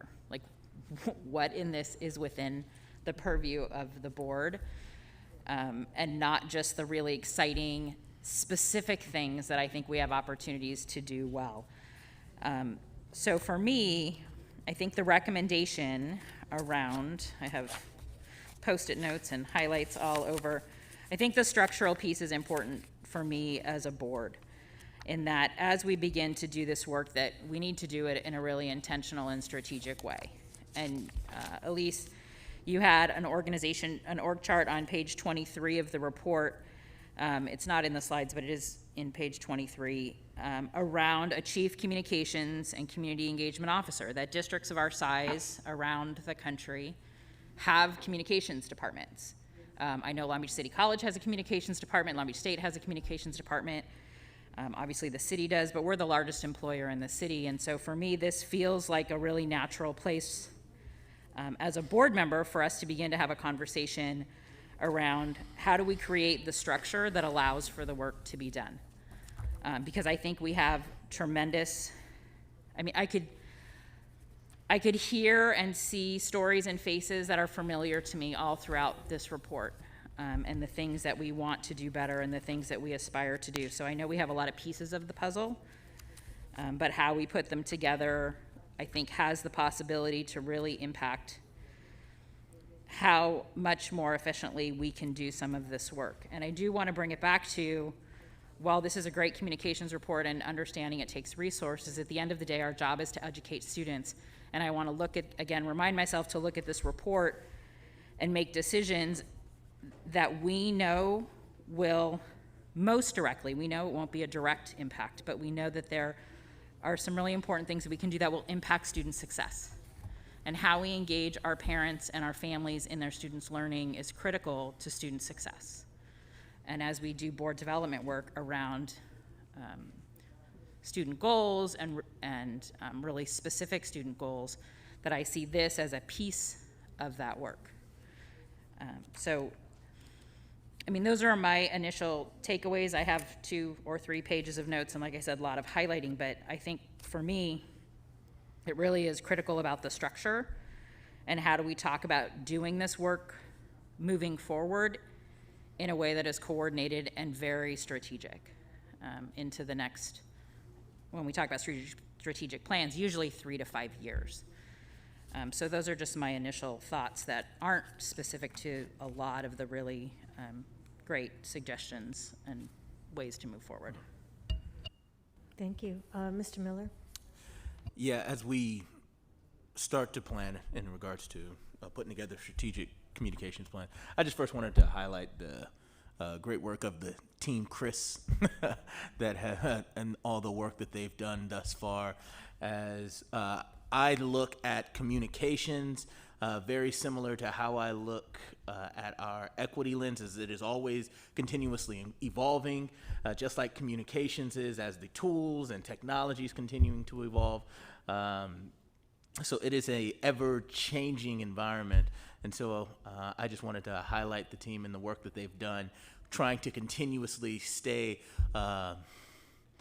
in the know and relevant in a space that is continuously evolving. So,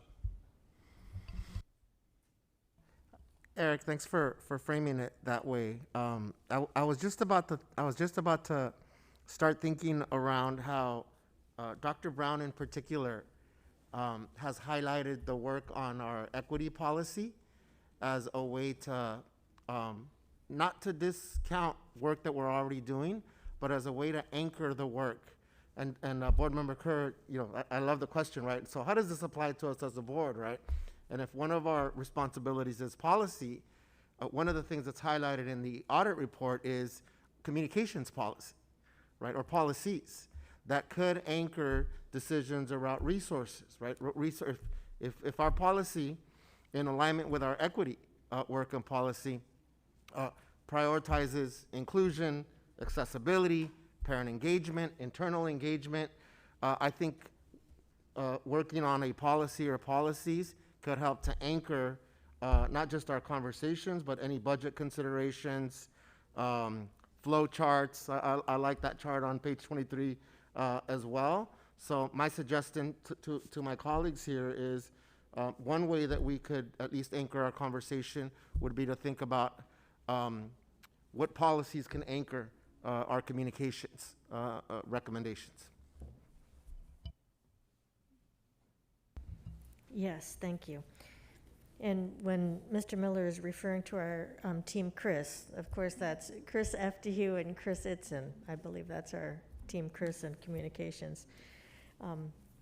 And we are thankful for the work that's being done and the opportunity to build on that. So if we have no further discussion or questions, Mr. Otto, okay.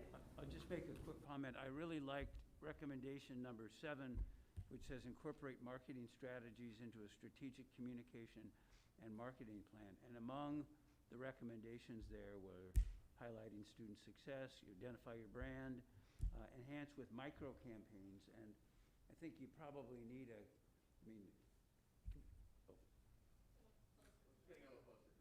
okay.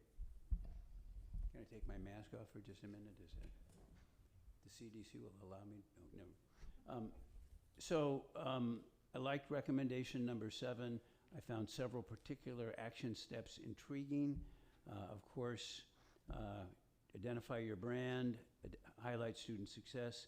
But when you said enhance with micro campaigns, can you elaborate on that and what you mean? What would be a micro campaign for communications? So really what your students did tonight would be an example of a micro campaign, being sure to communicate out to all your stakeholders in the community what is happening in your high schools as they come back to school. So that would be an example. Okay. And then outreach to realtors. I'm going to date myself when I say this, but remember when people moved into neighborhoods and the committee would come and give them a welcome to the neighborhood.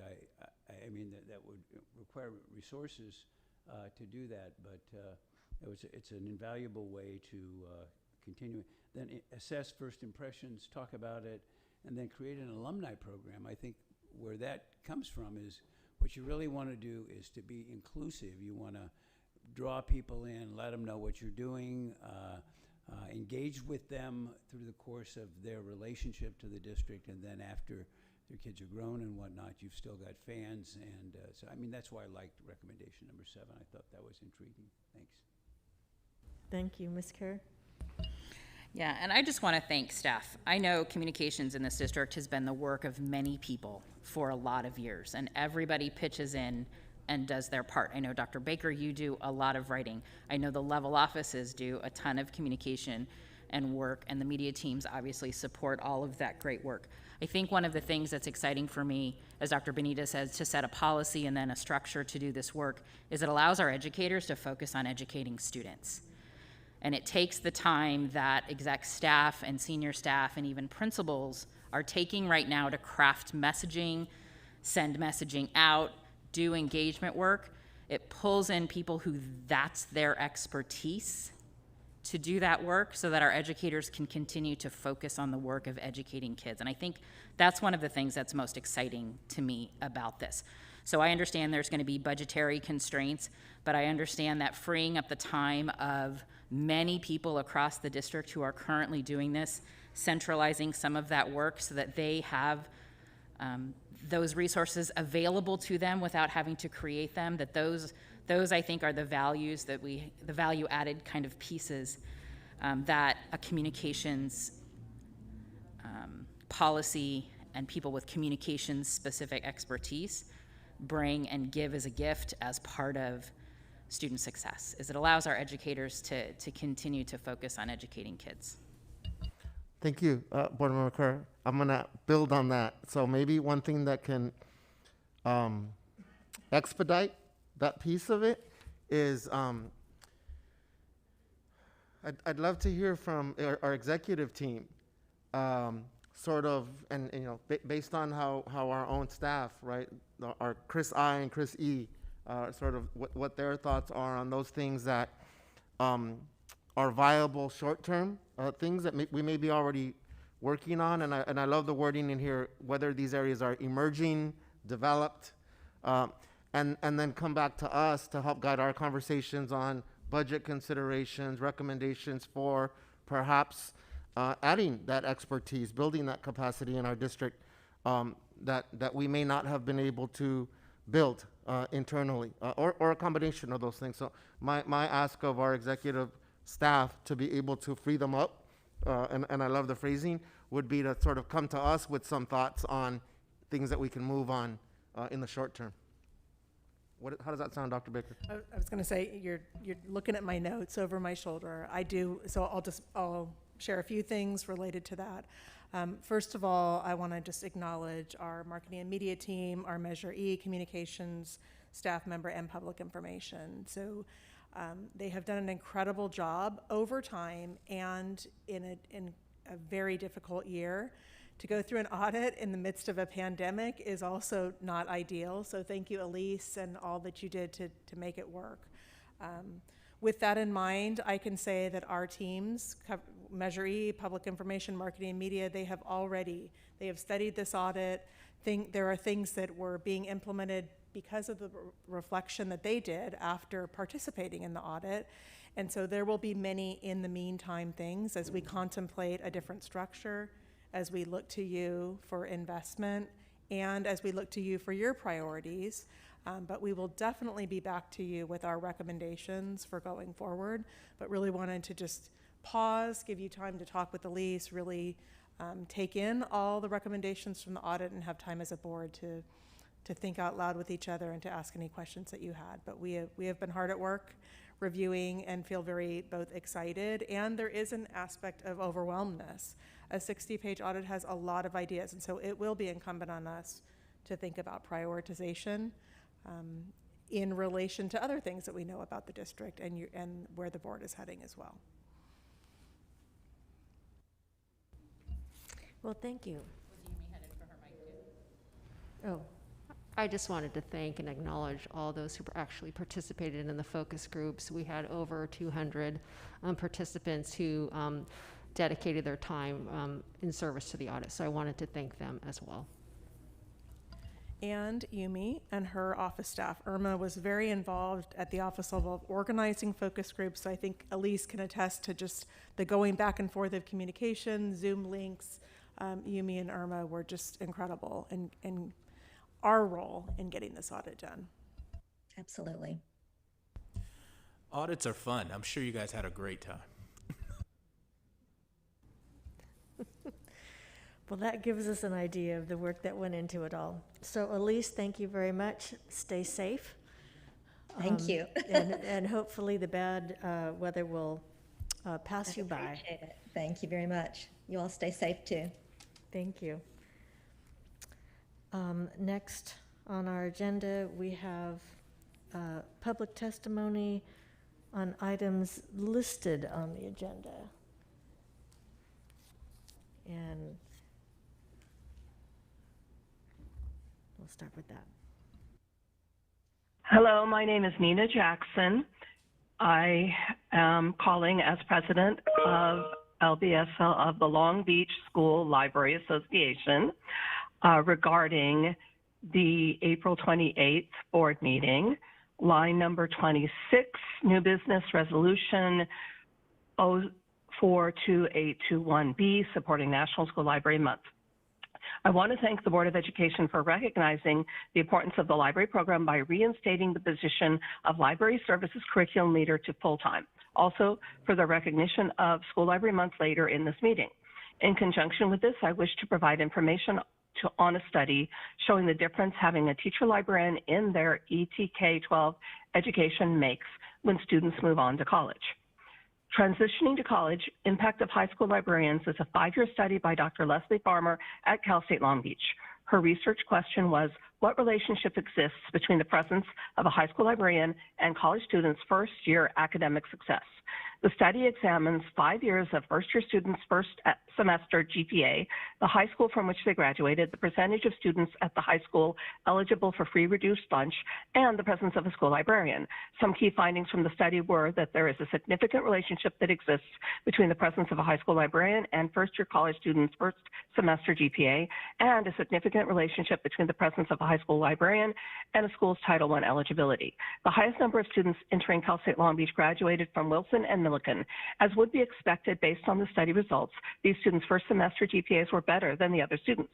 The conclusion states it is not enough to have a high school librarian on staff. That person must actively collaborate with classroom teachers to provide information literacy instruction and opportunities to practice those skills, and then collaborate with academic counterparts to provide a seamless articulation of library resources and services. This active collaboration can be found throughout LBUSD campuses where there is a credentialed teacher librarian. All ETK 12 students with a credentialed TL have continued to receive services since March 13th, 2020. Staff and students have benefited from a standards-based library curriculum which has been adapted to distance learning that is equitable for all students. Unfortunately, the library media assistants who staff some elementary libraries were not able to provide these services. This demonstrates the importance of the team approach in the elementary schools, which is in the Model School Library Standards and was the Long Beach standard for years. Please keep this study in mind as you make staffing and budgetary decisions in the future regarding the outstanding library program LBUSD has. Our successful high school students do so well moving to college because the students have received library services all throughout their educational experience. Information literacy for all our students is at stake. Thank you. Yeah, this is Everett Glenn, and I'd like to address item number 23, business items, purchasing and contracts report. I'm the leader of a nonprofit effort that has invested hundreds and hundreds and hundreds of thousands of dollars in money and resources and equipment into Long Beach Unified School District students, including providing over 850 hours of free tutoring to Long Beach Unified School District students. And we have heard a rumor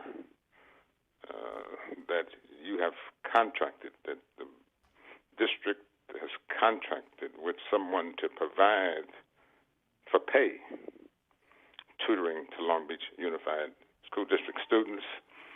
That's a development that we heard for the first time this weekend, and it was a development that was confirmed by Mr. Ron Hope, who indicated the district has recently processed agreements for tutoring services. I do not have the exact details of all agreements to those services, and he also indicated there is no formal list for these types of services. Vendors are chosen by the appropriate department, and my office merely processes the request. So my question is, how can a nonprofit that's invested hundreds and hundreds and hundreds and hundreds of thousands of dollars in Long Beach Unified School students not be offered the opportunity to compete for that contract to provide tutoring services to your students? 562-431-8397 is my telephone number. Everett Glenn, resident of Long Beach, proud father of 3 LBUSD grads. Thank you for your time and consideration. Tonya Reyes Uranga, item 19, communications. This is regarding the SPRA communication audit report. I would love to comment on it, but I could not find it. It was not in backup for the agenda, and it was not, there was no link to the audit report, and I looked on the website and I couldn't find it. So I guess I'll have to wait till it's presented and you'll hear my comments at the next meeting. Thank you. Good evening. My name is Mariela Salgado, Parks Commissioner and parent of 2. Today, I'd like to speak on item 2022, reopening update. Today marks the 18th day of reopening for our elementary schools. For over a year, our classroom remains shut, and like teachers, parents have gone through great lengths to normalize this time. Whether virtual or in person, to adjust, to make it through the day, and for some, particularly families in the restaurant, retail or hotel industry, to keep financially afloat. As I mentioned at our last board meeting, While well-intended, our school district is currently providing to-go meals to our most affluent households during the in-person pickup process, as more of our affluent families chose in-person than our lower-income families. I'm not asking you to stop doing this, as every family has different circumstances, but I will continue to ask you to provide food stipends to the families that are in need and not in person. No child should go hungry, and definitely unacceptable with a district who's set to receive close to $400 million, $29 million alone for meeting the reopening date. What else do we need in this reopening? More instructional aids to help our teachers in the classroom, or for those who teach both in person and virtual. We're asking more of our teachers, but not providing additional support. Yesterday, my kindergarten teacher spent more than half the classroom time setting up their classroom Chromebooks. Our parent volunteers, including myself, spend hours supporting our teachers the best we can outside of those gates. But we can only do so much.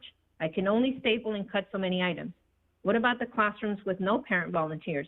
There are major inequities, and yet our district hasn't added personnel to the classroom to ensure equity in instruction. Our students have lost enough instructional time with their teacher this past year. We need as many hands on deck to support our kids. I understand you don't want to hire, but this is what is needed, short-term contracts to catch up. What else is needed? Whatever supports your staff needed to provide more assessments waiting in line. This district went through a full year without providing full assessments. I get it, we had no choice, but now there's a huge backlog, so either hire more staff to assess students or permit parents for outside assessments to classify students. This has long-term implications for our students. Furthermore, it is ridiculous to hear a district staff member concerned over the cost of interpretation services when you're sitting on millions of dollars and parents are in need of interpretive services now. 5 Spanish and 2 Khmer interpreters to serve an entire district is inequity. 2 social workers for the entire district is inequity. 50 psychologists for the entire 71,000 students is inequity. As my mother used to say, actions speak louder than words. This district has no intention of moving equity initiatives forward if it has yet to meet the needs of our high-need students 1 year later. Money can't be the excuse anymore. Thank you. I'm calling for the April 28th board meeting regarding agenda item 22, reopening of schools. Good evening, school board members and staff. My name is Amber Vera Mendoza, and I am the parent of 2 daughters in LBUSD. I'm commenting tonight concerning the 2021-2022 school year and any plans to fully open in person. I am very concerned there will be no equitable options for parents who do not feel it is safe for their at-risk children like mine to return to school without a vaccine. Although I have not heard what your decision is regarding this issue, I wanted to give you some context. My 7-year-old daughter is at high risk of MIS-C, multi-symptom inflammatory syndrome in children. She has been hospitalized for pneumonia, respiratory issues, and has a nebulizer at home in case of any flare-ups. MIS-C is a very real and terrifying possibility for our daughter. If you do not know, MIS-C is associated with COVID-19. Multi-symptom inflammatory syndrome in children is a condition where different body parts can become inflamed, including the heart, lungs, kidneys, brain, skin, eyes, or gastrointestinal organs. Because of her high risk, we have remained at home and have been very diligent in keeping her and my 9-year-old daughter safe. Both my husband, who is a first responder, and I have done our part and gotten vaccinated. We are anxiously awaiting a children's vaccine to conclude trials and be approved for distribution. Since there is no definite timeline for approval of a vaccine or distribution, we are left with maintaining the routine of safer at home. All of this leads back to my original concern. Will there be no equitable options for parents who do not feel it is safe for their children to return without a vaccine? Are you taking into consideration the thousands of children and families that for one reason or another can't or don't feel safe returning to in person? When a vaccine is available, will it be a requirement to return in person just like all of the other required vaccines? And when will you make your final decision? I understand these are uncharted and unprecedented times. This is your opportunity to be leaders of our community. Consider all the different factors and how your decision will affect all of our children. Thank you for your time. My name is Noelle, and I'm in 2nd grade. And today I'm speaking about the school's headphones. Item 22, reopening. The headphones are not the best. Some kids cannot hear in them, and some kids, it can be really loud, even if they are in low volume. That happened to me and some of my friends at school. and it can hurt our ears. They are not the best quality headphones. They are just what the school provides. My solution is to get better quality headphones, but give them to the kids online first, because they have no choice but to have headphones, because they are online on Zoom. Then if the school has more money, they will buy headphones for the kids in person like me. Thank you.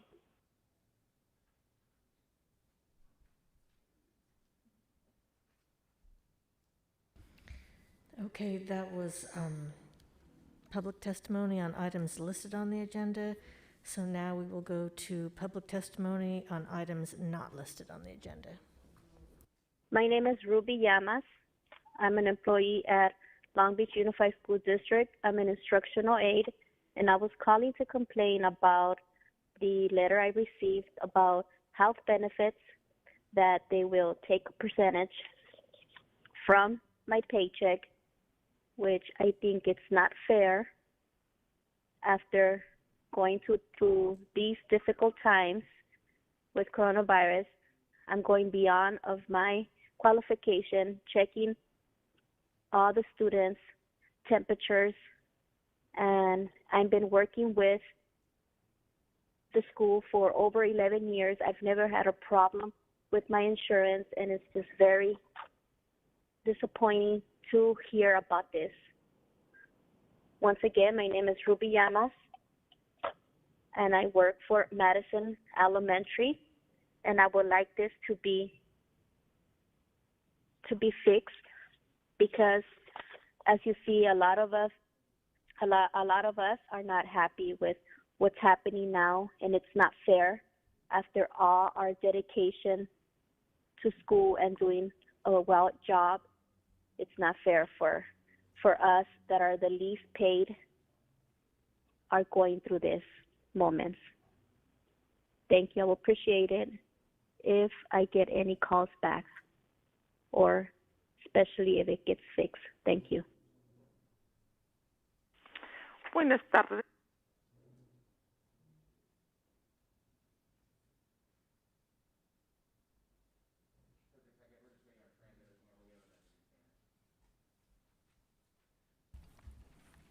Mi nombre es Aurelia. Yo quiero decir cuánto la doctora Erin Simon ayudarme con mis hijos y a mí también. Soy una mamá soltera y ha sido difícil para mí ayudar directamente a mis hijos en sus estudios. Tengo que trabajar y a veces mis hijos llegan tarde a la escuela y a veces no llegan en absoluto. La doctora Simon vino a mi casa varias veces para hablar conmigo y con mis hijos sobre la importancia de asistir a la escuela a tiempo y cada día. Y de allí mis hijos llegan a tiempo y no faltan para nada. Lo aprecio la doctora Simon. Ella es una bendición, verdadera bendición para mí y mi familia. Yo tengo fe en mis hijos que van a llegar a ser ciudadanos muy importantes en esta tierra. Que Dios le bendiga a la doctora Simon y el distrito escolar de Long Beach. Gracias. Mr. Itzen, could we pause real quick? I have a quick question. Leticia, did we not get that one? We don't have. We have a copy of. Okay, thank you. Good evening. My name is Aurelia. I want to say something regarding Dr. Erin Simon and her help with my children and her helping me as well. I am a single mother, and it has been difficult for me to help my children directly with their school. I have to work, and sometimes my children get to school late, and sometimes they don't make it at all. Dr. Simon came to my house. She came to my house several times to talk to me and my children regarding the importance of showing up to school on time and to show up every day. From then on, my children get to school on time and they do not miss anymore. I appreciate Dr. Simon. She has been a blessing, a real blessing for me and my family. I have faith in my children that they will get to be very important citizens in this world. God bless Dr. Simon and the Long Beach Unified School District. Thank you.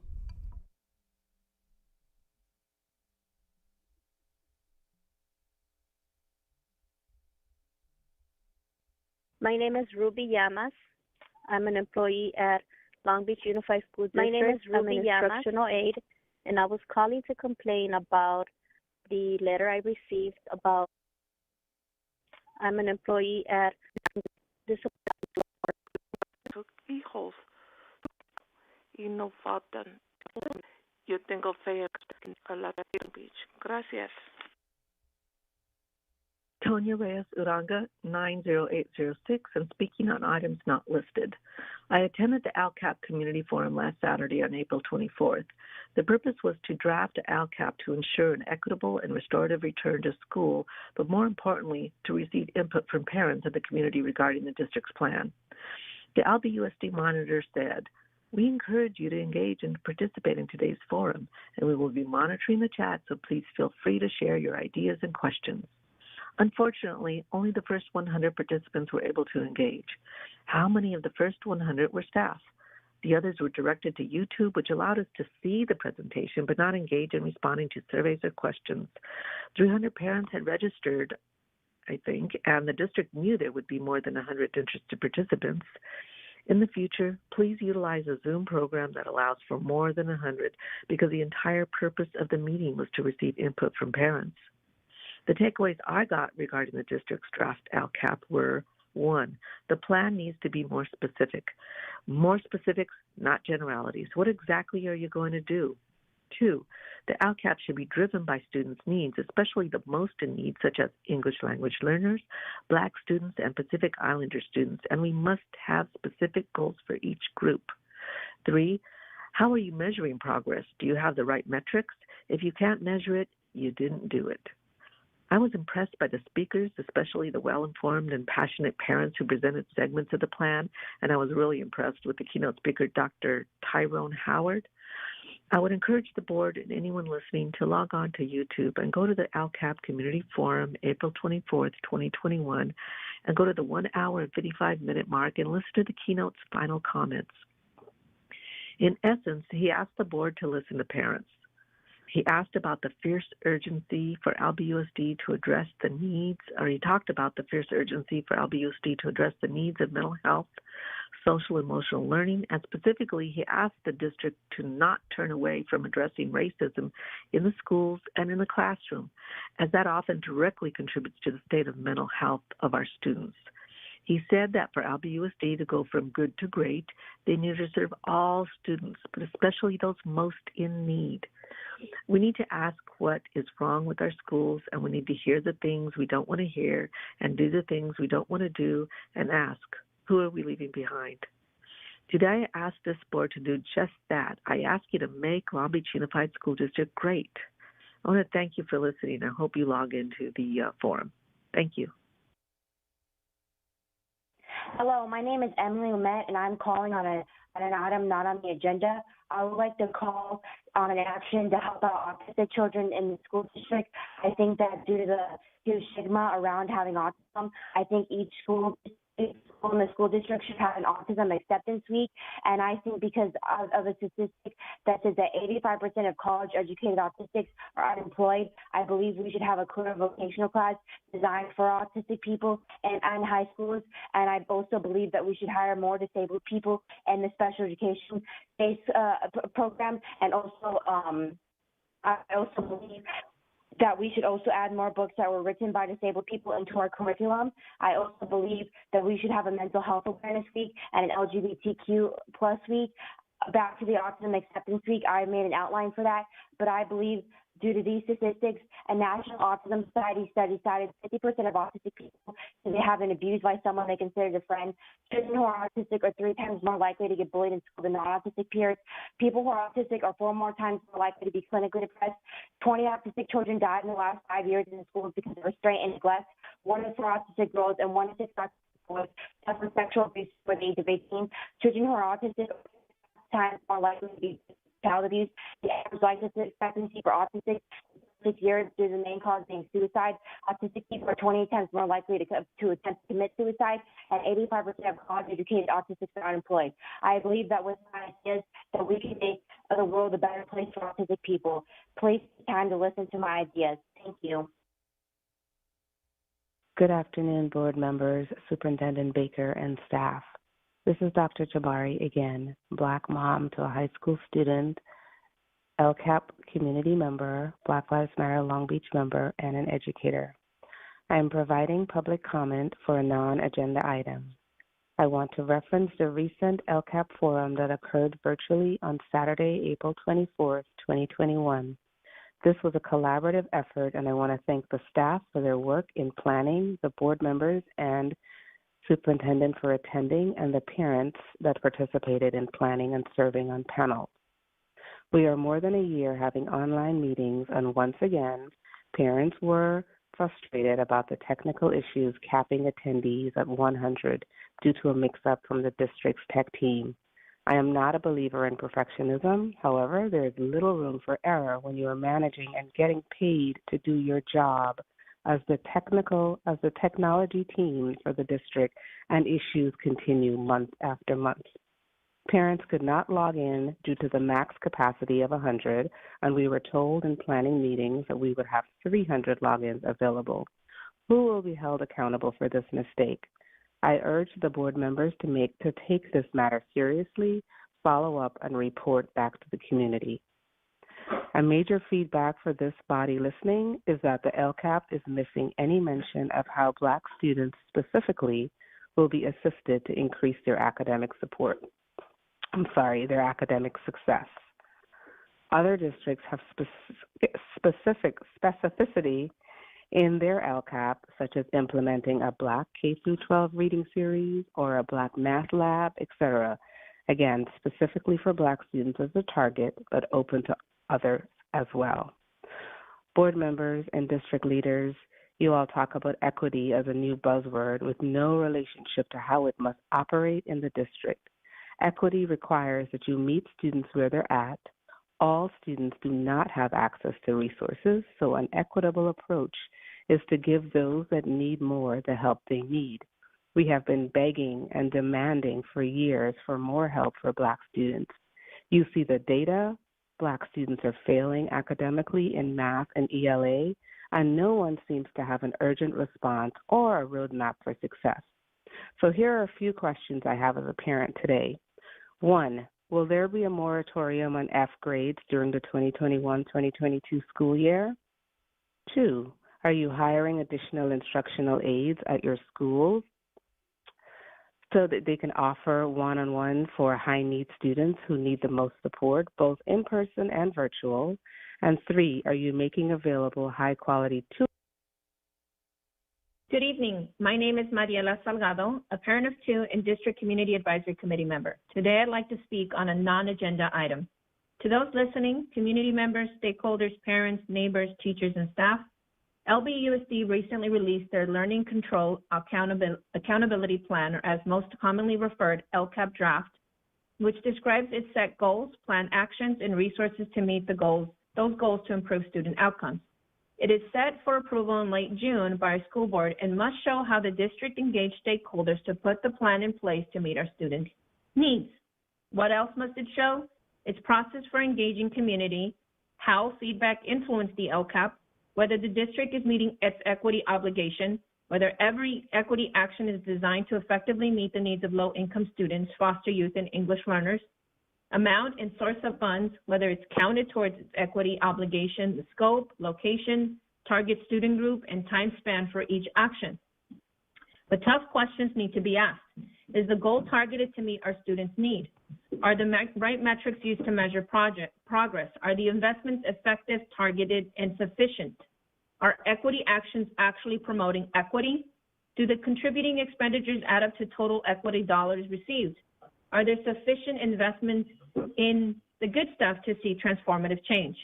Where has the district made progress? Where is it having challenges? Has it worked? What didn't?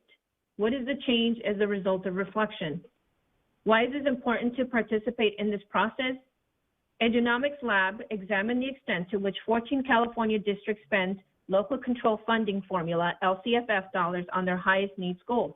Using 2016-2017 expenditure data from the School Accountability Report Card, they found all but 2 districts passed along a smaller share of LCFF dollars to their schools with the highest need students.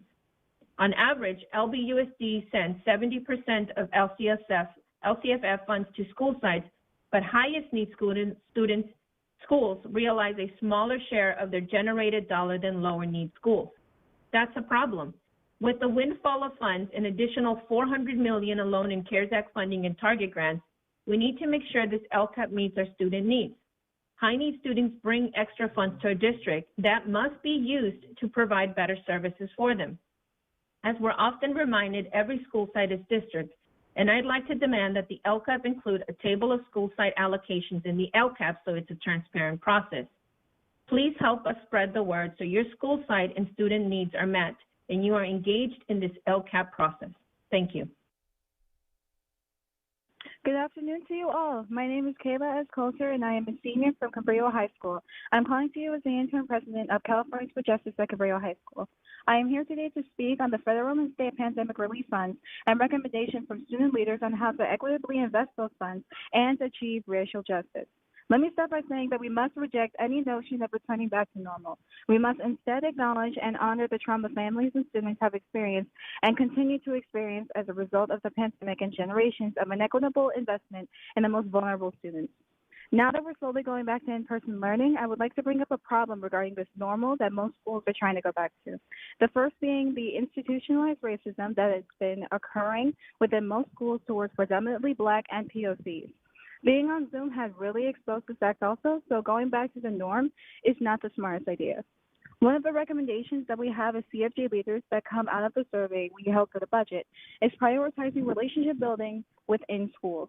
Relationship building is incredibly important, especially when it comes to building a professional relationship with your teachers that will help you in your classes and make them more enjoyable. A simple relationship with your teacher could open doors to things that you never thought were there in the first place. For example, my relationship with my APA teacher, Mr. Razzo, had led to him referring me to a scholarship opportunity that could pay my entire tuition for college. Even though it was during virtual learning, we didn't have a problem communicating about the scholarship application because of the fact that we felt comfortable emailing each other instead of opting out of doing so. Because of relationships I had with my teachers, school became more enjoyable and passable. This, creating more relationships with teachers and communication lines being open between teachers and students, could create an environment where students don't feel disrespected and disconnected from the school experience they're supposed to have. Centering relationships shouldn't be difficult, but it does require intention and commitment. If we really value relationships, then we should prioritize 1, connecting one-on-one with every family, for instance, through a virtual and in-person home visit, and with every student, create dedicated time and space for relationship building and re-engagement for both at the beginning of the new semester and throughout the year, and implement positive and restorative discipline practices that help students and adults be accountable while feeling a deeper sense of belonging. Restorative practices have been proven to support student access. In conclusion, as a member of Californians for Justice and leader at Cabrillo High School, I call on district and school site leaders and parents to work in collaboration with students to implement the recommendations shared today. Thank you so much for your time. Have a great day. Items not listed on the agenda. I'm an LBUSD employee, parent, and community member. On April 14th, 2021, the board approved 13 promotions to OCIPD. I'm calling to say, please look over the funds and budgets. I'm begging you to put money back into our schools. Please stop adding positions to the district office. Instead, put money back into the direct services of students and families, funding more time for nurses, counselors, secretaries, and recreational aides. School staff are drowning in the amount of work that they have on a daily basis. Schools have waiting lists for hotspots. Let's get back to the mentality of fully staffing school sites. Some of our schools have a nurse for 1 day a week and a counselor for 1.5 days a week. an AP twice a week. Let's shift our focus back into schools and staffing them by funding TOSAs, secretaries, CSOs, recreational aides, and instructional aides. Let's stop funding programs and people that are outside of the state of California, reconnecting with our community-based programs. These programs and businesses are what's important because they center in and around our students' homes. Please consider this voicemail and fight for our students and families. Non-agendized item, Jerlene Tatum, LBUSD parent. This past weekend, I participated in the Local Control Accountability Plan Community Forum, organized by community stakeholders and LBUSD staff. I have had the opportunity to serve on the planning committee for these forums since 2018 as a part of the informal LCAP community accountability team. The delivery of these forums were called for in a settlement agreement between LBUSD, CDF California, Latinos in Action, and several parents. The settlement called for 2 forums a year for 3 years. Saturday's forum was number 6. This forum brought about a different level of excitement and concern for me. I was excited because for 3 years, district staff and community have been sitting at the table working together to coordinate the best way to engage parents, guardians, students, and other stakeholders in the LCAP process. The last 3 years have been a journey with a plethora of ideas, differencing of opinions, and vision, and even a major change in LBUSD leadership. Yet we worked through it together, district and community. Saturday's event, although we experienced a few hiccups and a major technical difficulty when only 100 of our near 300 folks that RSVP'd were able to log in, it was still a success and a testament to what LBUSD and the community can do together. My concern is, will this once obligated relationship that has blossomed into a beautiful collaboration come to an end? We are thankful the district has allowed the community to not only sit at the table, but lead in creating an agenda to engage. Also, my concern is, will the voices and stories collected over the last few years be truly reflected in the 2021-22 LCAP? Because although we have successfully executed 6 community forums, many of the needs and expectations of LBUSD stakeholders collected are absent from the most recent LCAP draft. I want to believe that these forums were more than just a formality and that they are valued tools for engagement. Lastly, although the Planning Committee has had an opportunity to work with many LBUSD staff, I thank them all, yet I want to give a special shout out to Mr. Robert Tagorda and Alyssa Taylor Stewart. Mr. Tagorda, you were missed on Saturday. Thank you for your patience and for working with us as a team, not an appendage. Ms. Taylor, thank you for always being a voice of reason and encouragement and for bringing the balance when tensions were running high. As you ponder my concerns, I remind you all, those closest to the problem usually have the best solution. I look forward to future opportunities to work towards solutions to support our students in their success. Thank you.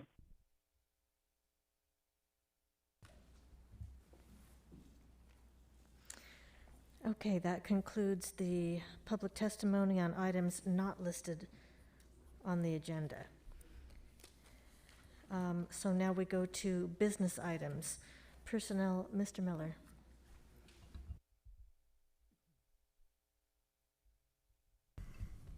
Thank you. I present the following proposed actions prepared by Assistant Superintendent of Human Resources, approved and recommended by the superintendent. First, I'll start with classified and exempt personnel.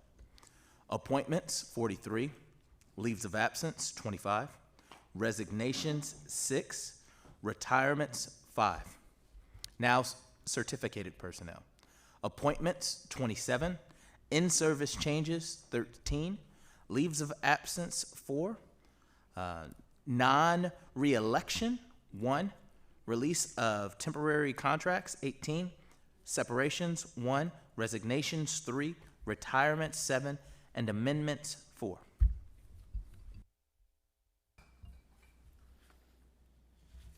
Move to approve.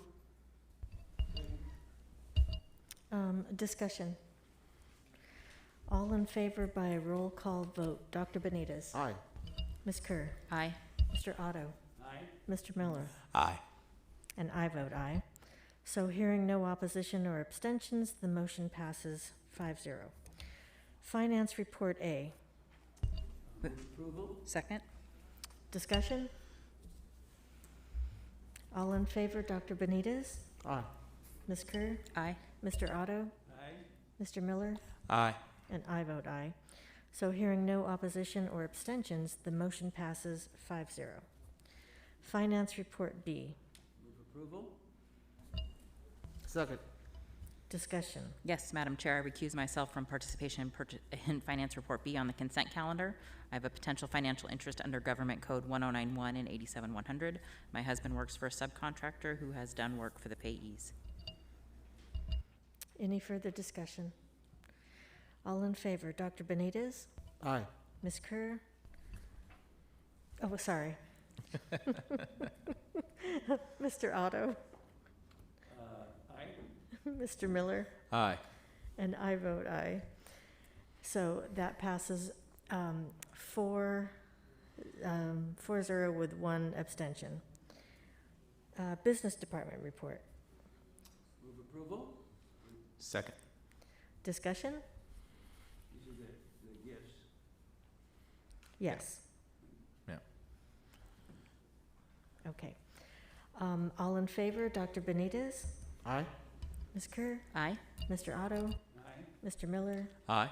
And I vote aye. So hearing no opposition or abstentions, the motion passes 5-0. Purchasing and Contracts report. Move approval? Second. Discussion? Yeah, I had a quick question on item 4, which I know is something that we've done in years past, and so I was just in a COVID year. It's providing summer swim programs at our school pools. So I'm assuming that that will happen if it is within the order as given by the city, but that we look to do that if it's allowed. That's correct. Okay, thank you. I think this is primarily Jordan and Cabrillo. Is that fair? But not exclusively? That's correct. It's expanding the city's programs in communities where students often do not have access to pools and/or swim lessons. And this, I believe this is the third year running. It's a partnership that Mr. Steinhauser made arrangements with the city and has been highly regarded by students and their families. Thank you for bringing that up. I think that's something very important to highlight and something we're very proud of also. Any further discussion?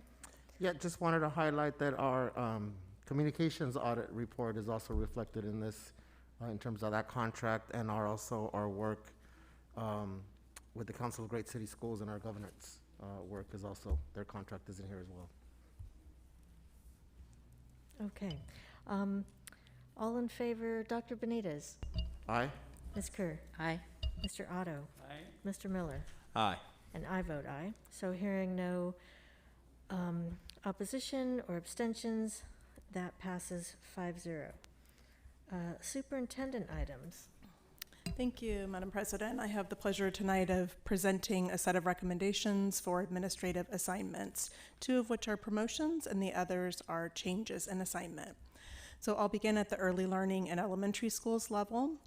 Nicole Houghton-Childs from principal at Dooley to instructional director, principal supervisor in the early learning and elementary schools office.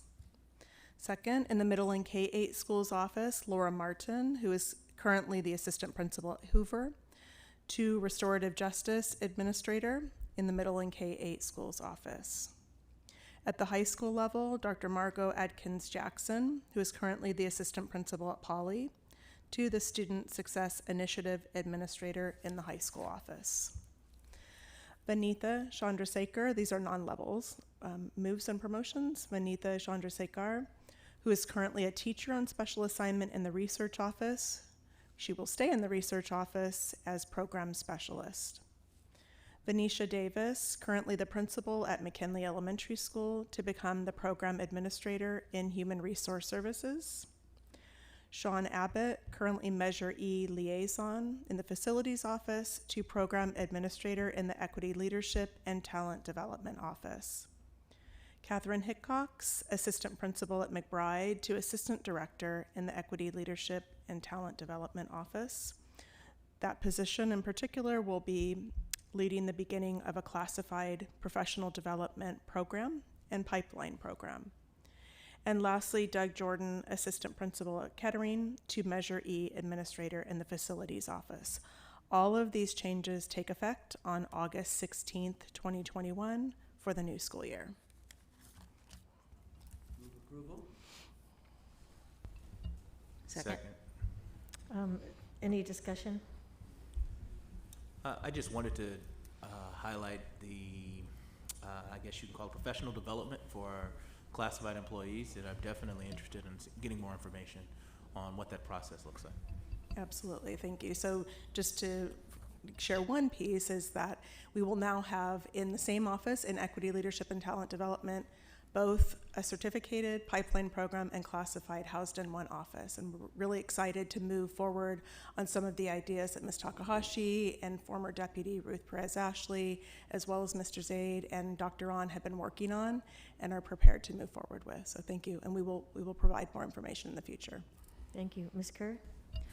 Yeah, I just want to thank you again for your thoughtfulness in these moves, and just a reminder, a continuation from the last time. This is not the usual time when people are expecting administrative assignments, and as you said, they don't start until August 1st. So some of these are programs that we are growing into. So some of the questions and reflections of people who participated in the LCAP about what are we going to do about certain things. Some of these seem to be reflective of some of that intentional work that will be happening and ongoing. So I just wanted to clarify that that's the case. And again, you're thinking around why you're bringing them to us in a different way.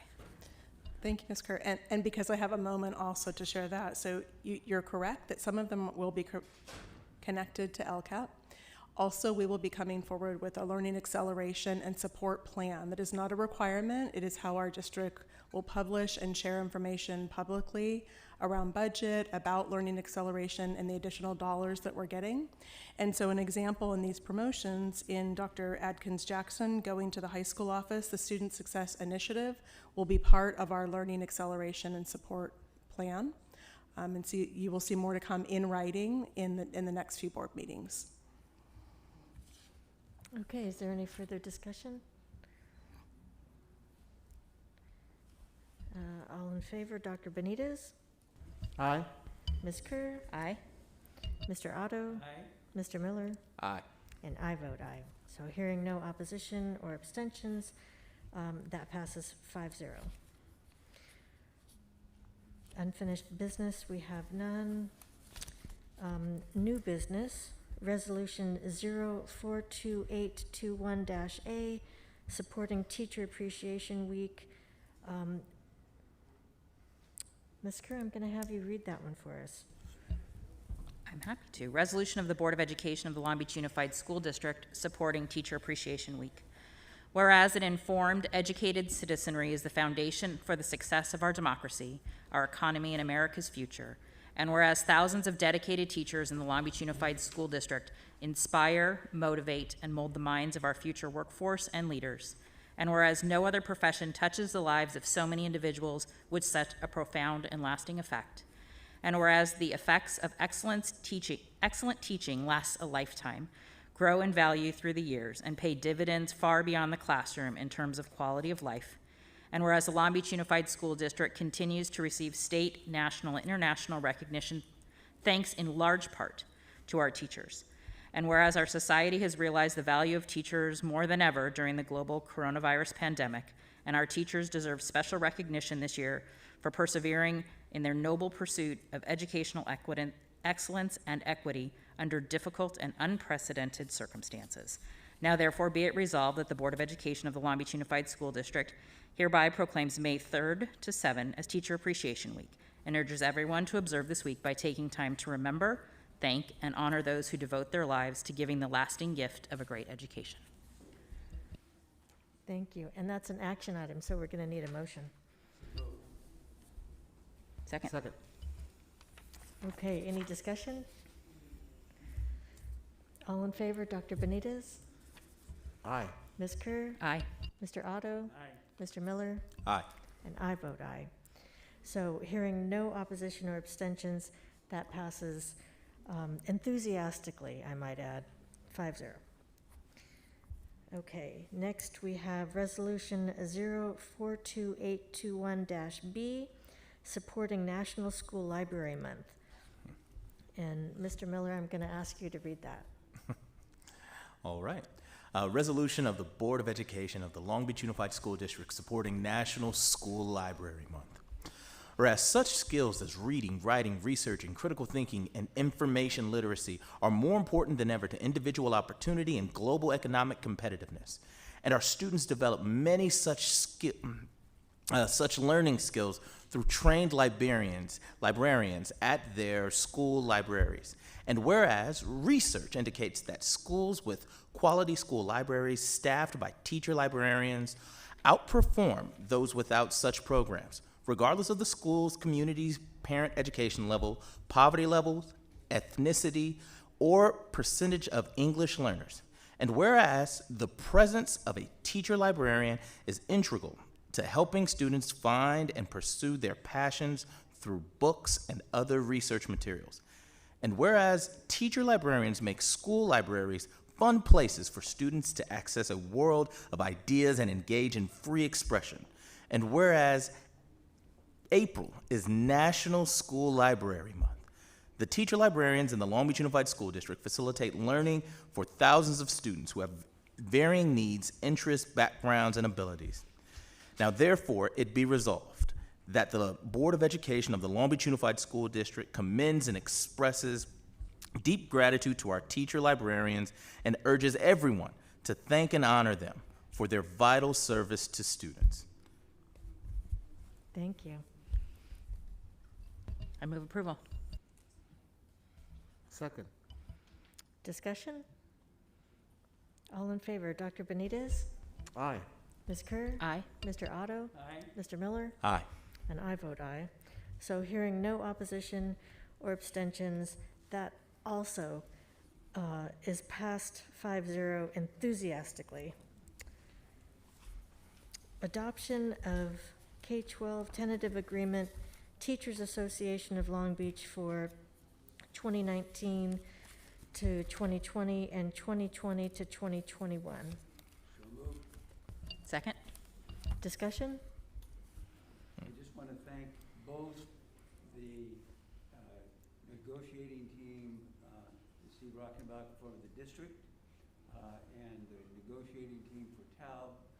One of the hallmarks of a successful K-12 district is working together with the union and the administration, and I think that happened here during a pandemic, which was a very difficult time. It went on for a very long period of time, and yet I think everybody wanted this to happen, and it not only is for the immediate time, but for next year as well, and so I think everyone is to be congratulated. Absolutely, thank you. Any further discussion? All in favor, Dr. Benitez? Aye. Ms. Kerr? Aye. Mr. Otto? Aye. Mr. Miller? Aye. And I vote aye. So hearing no oppositions or abstentions, that motion passes 5-0. Adoption of tentative agreement for CDC Head Start with the Teachers Association of Long Beach for 2019-2020 and 2020-2021.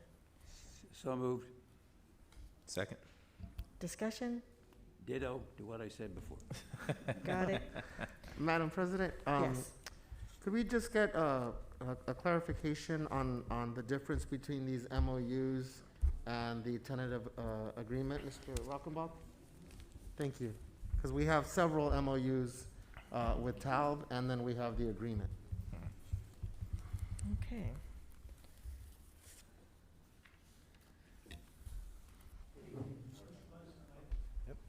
Good evening, board members and Dr. Baker. Just to give a quick clarification, in our bargaining unit with TALB, there's actually two separate components to the bargaining unit. So we have our K-12 teachers and then our CDC Head Start, which is our early child care.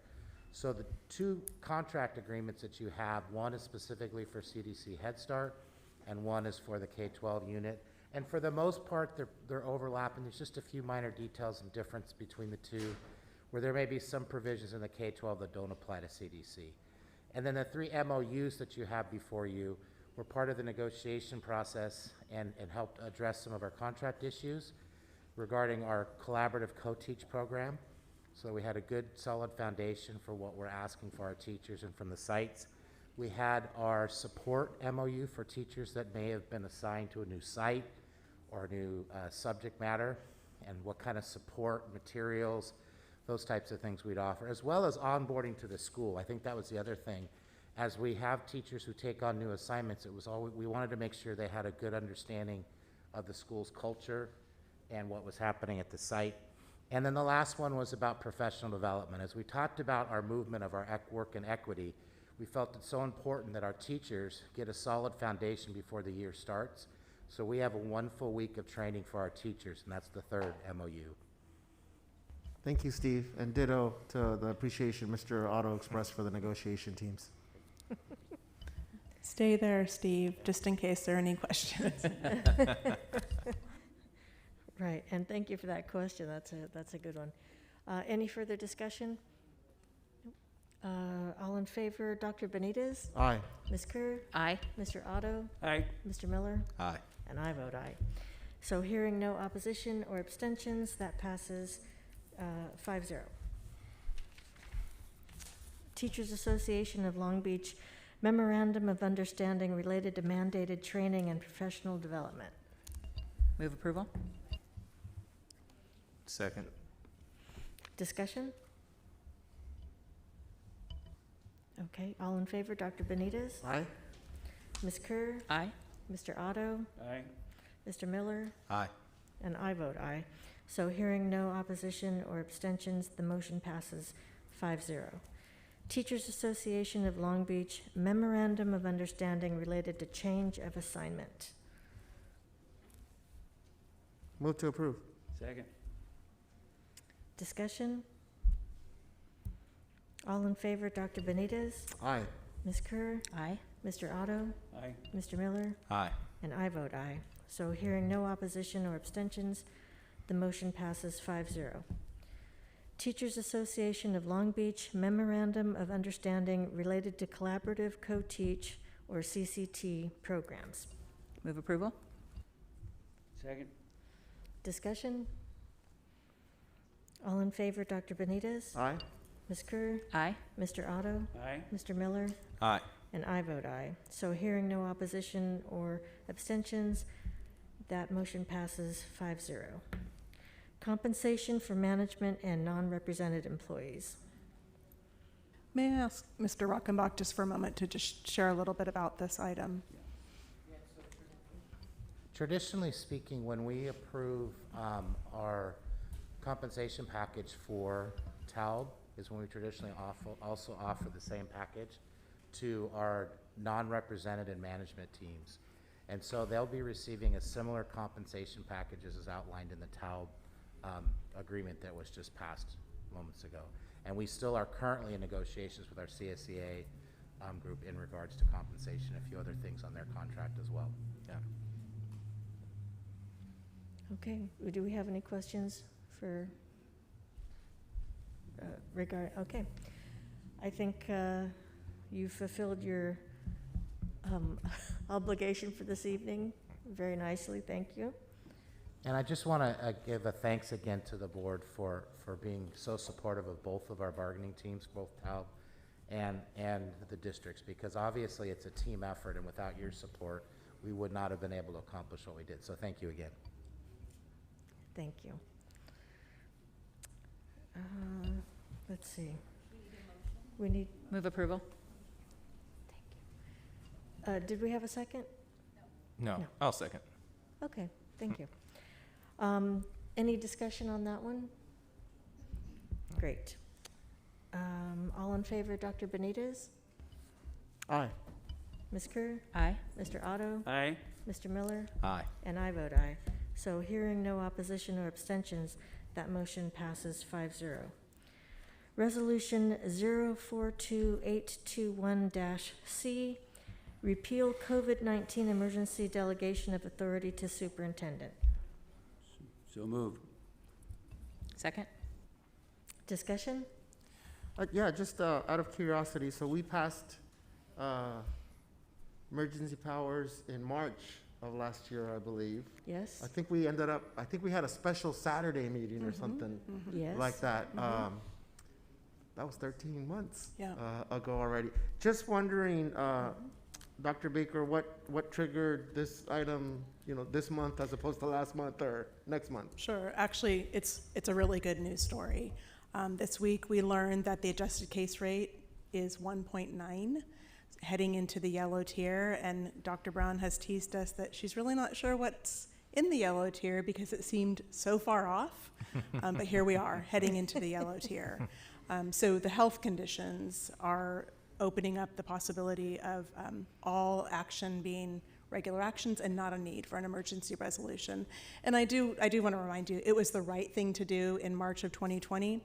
It was used a couple of times at the onset of the pandemic and has remained there as an option but not needed because this board meets regularly. You committed to virtual meetings even when you couldn't meet in person, and then got back to in-person meetings as soon as possible. So it's time, and it's unnecessary for any longer, and so it's time to repeal the resolution. Thank you. Yes, Ms. Kerr. Yeah, I just want to thank you, Dr. Baker, and your team. We knew this was the right thing to do because there were times that contracts needed to be signed or some things needed to be done before there was a meeting date. But I want to thank you personally as a board member, because I know that you always did your best to keep us informed. There wasn't anything that happened that was a surprise. There wasn't anything that was being done without of advisement of the board, and we were always given the opportunity to give input and suggestions and concerns. You made calls, you had individual meetings with us via Zoom. So I know there's some narratives out there around some districts where this was used maybe less judiciously than we did, and I just want to thank you for always keeping us in the loop in those very early days when information was moving incredibly quickly. So I'm glad to see that things are where they are so that this is no longer needed. Thank you. And thank you for mentioning that, Ms. Kerr. I think that's very important to mention. Mr. Otto? Yeah, just very briefly, I was elected to this board on March 3rd of 2020. However, I didn't take office until late December of 2020, and I remember when we were getting ready to come to the meeting by Zoom, my wife said, "So what were you elected to?" And it's been so long, you don't know. But the first thing that I remember after I was elected was that several people called and said, "Did you know that they're giving special powers to the superintendent?" And so that was on my radar the entire time that I was not on the board, and then after I was on the board. And this is a case study in how democracy works. We have trust in our superintendent. Excuse me. We're at a very difficult time. It was a called for action. When people would say to me, "What do you think about that?" I'd say, if it ain't broke, don't fix it. And it's worked for all this time, 13, almost 14 months. And it's a tribute to you, Superintendent Baker, that this has not been an issue at all. And it just shows that when people work together with a good heart and smart actions, that we can even go through things like this. So congratulations, and we appreciate all your work. I agree. Thank you. Any further discussion? Mr. Miller? Ditto. Yeah. Ditto. Love the brevity. Okay. All in favor, Dr. Benitez? Aye. Ms. Kerr? Aye. Mr. Otto? Aye. Mr. Miller? Aye. And I vote aye. So hearing no opposition or abstentions, the motion passes 5-0. Equity Policy Development Update. Dr. Brown, I understand there's no additional update? Just going to do a brief update. Thank you, President Craighead, for the opportunity. Couldn't pass up the opportunity to express gratitude for the work of our equity leadership team. We met on April 15th. Prior to that meeting, they received a draft of a policy with language that they had brought forward in a prior meeting, and we spent the meeting on the 15th editing and modifying and adjusting and adding language. And I was really grateful to our team who committed to continue that work after the meeting in another meeting to be able to really give some thoughtful feedback, which I've now received and am working on assimilating into a second draft that the team will receive back prior to our next meeting on May 20th. And so what just seemed really important to lift up is that this is new territory for us with respect to having a community stakeholder group that is creating a policy for us. I'm not aware that that's happened before in Long Beach, and it feels important in the spirit of equity to acknowledge that, both for the voices and the experience that the committee is bringing, but also for the discomfort that may come when we bring that policy forward and then wrestle as a district with how to implement the practices.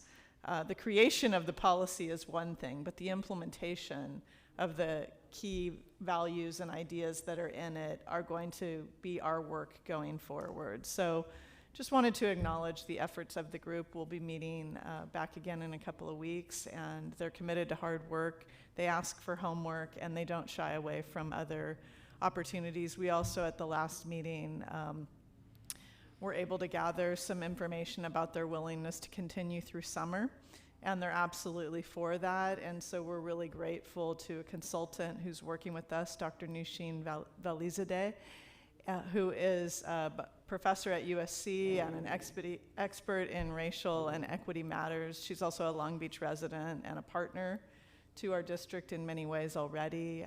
She'll be leading a summer retreat of our work where we'll plan what we're going to do going forward. The policy was one component of our effort, but together as a group we'll be planning what will our next steps be. So thank you so much. Thank you. We are so fortunate in this district to have talent, homegrown talent, like like the aforementioned doctor. So we move forward. Thank you. Okay. President Craighead, may I ask a question of Dr. Yeah. Brown's update? Thank you, Dr. Brown. So appreciate the work that you and our community members and equity leadership team are doing. I think that you also mentioned at our last board meeting that you were going to meet with our student equity leaders. Could you give us a quick update on that as well? Thank you for helping me. Yes, we did meet with them. In fact, Dr. Simon and a number of staff from School Support Services and from OCIPD participated in that meeting, and the purpose was to gather input and do a focus group around our social emotional learning efforts. We had what is always a really wonderful conversation with our students. Every time we ask them anything, they give us information that is spot on and that we need to listen to. And so we gathered feedback from their perspectives about what we can be doing more of, what we're doing well at, what we should change, what we should stop doing. And so it was really an informative conversation. We're super grateful for their participation, which comes at the end of a day. We meet in the afternoon after school. Attendance is challenging because they have sports and other activities, but we're always grateful to the core group that arrives at those meetings, and we'll continue to use them as a feedback loop for us. So at our meeting in May, Mr. Zaid and some of his colleagues from Human Resource Services will be coming to engage with them about our workforce diversity efforts. So we're going to give them opportunity to weigh in on what we should be looking for in hiring staff. So thank you for the reminder. I appreciate it. Thank you.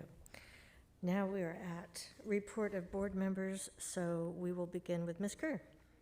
Thank you. I have a lot of thank yous tonight. It is wonderful to be back seeing students learning in classrooms. We were a pretty careful family because of COVID and family members with some serious pre-existing conditions. So the return to what the times before have been slow for us. And so I'm still not comfortable eating in a restaurant personally. And so when I see that, it's one of those things that seems it's a little much. It's a little out there for me. I'm not going to go there yet. But I have to say, seeing students learning in classrooms feels absolutely right. And I want to thank a litany of people who have helped me do that over the last couple of weeks.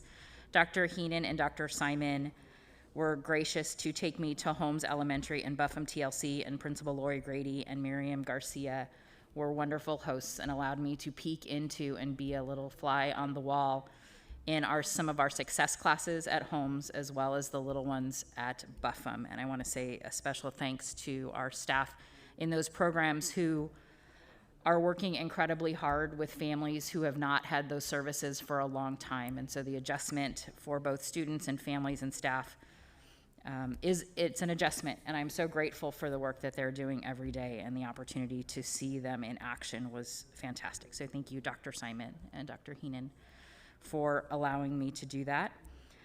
Thank you to Dylan for the invitation to Wilson's Welcome Back Day. I spent last Saturday starting the morning at Jordan High School, where they were welcoming students and families onto campus, and snuck over to Wilson for just a little bit while engaging in the LCAP as well and multitasking. And seeing students excited to be back on campus and really seeing the leadership of students welcoming their peers back was really important and special. So thanks to especially the students for doing that great work. The community partners who have helped develop the LCAP forum over the last 3 years, who have maintained and nurtured relationships, thank you for your hard work in continuing to build engagement, not just with district staff, but over our community in the last 3 years with your hard work. I am incredibly grateful. I want to give a special shout out to Brian Whitfield and Tim Wedlow at Jordan High School and Omar Hall at Wilson. These gentlemen, happen to be gentlemen, are folks who do health screening on students. So they were there on Saturday, checking folks in, saying hello, welcoming students, some nervous freshmen to campus. And I engaged in conversation with them for quite a bit, asking their experience. A couple of them have been there for 2 decades or more in that work as CSO, jack of all trades on campuses. And I'm really grateful for the relationships that they build with students. So we heard a little bit in the video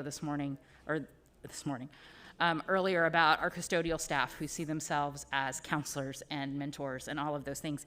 So talking with Brian and Tim and Omar, I really just asked their experience and what they knew of our students and communities and 3 generations of families that they have seen in the communities that they are very much a part of. So I'm incredibly grateful to those folks who often don't get seen, who are super busy behind the scenes, who lift up and love our students in extraordinary ways every day.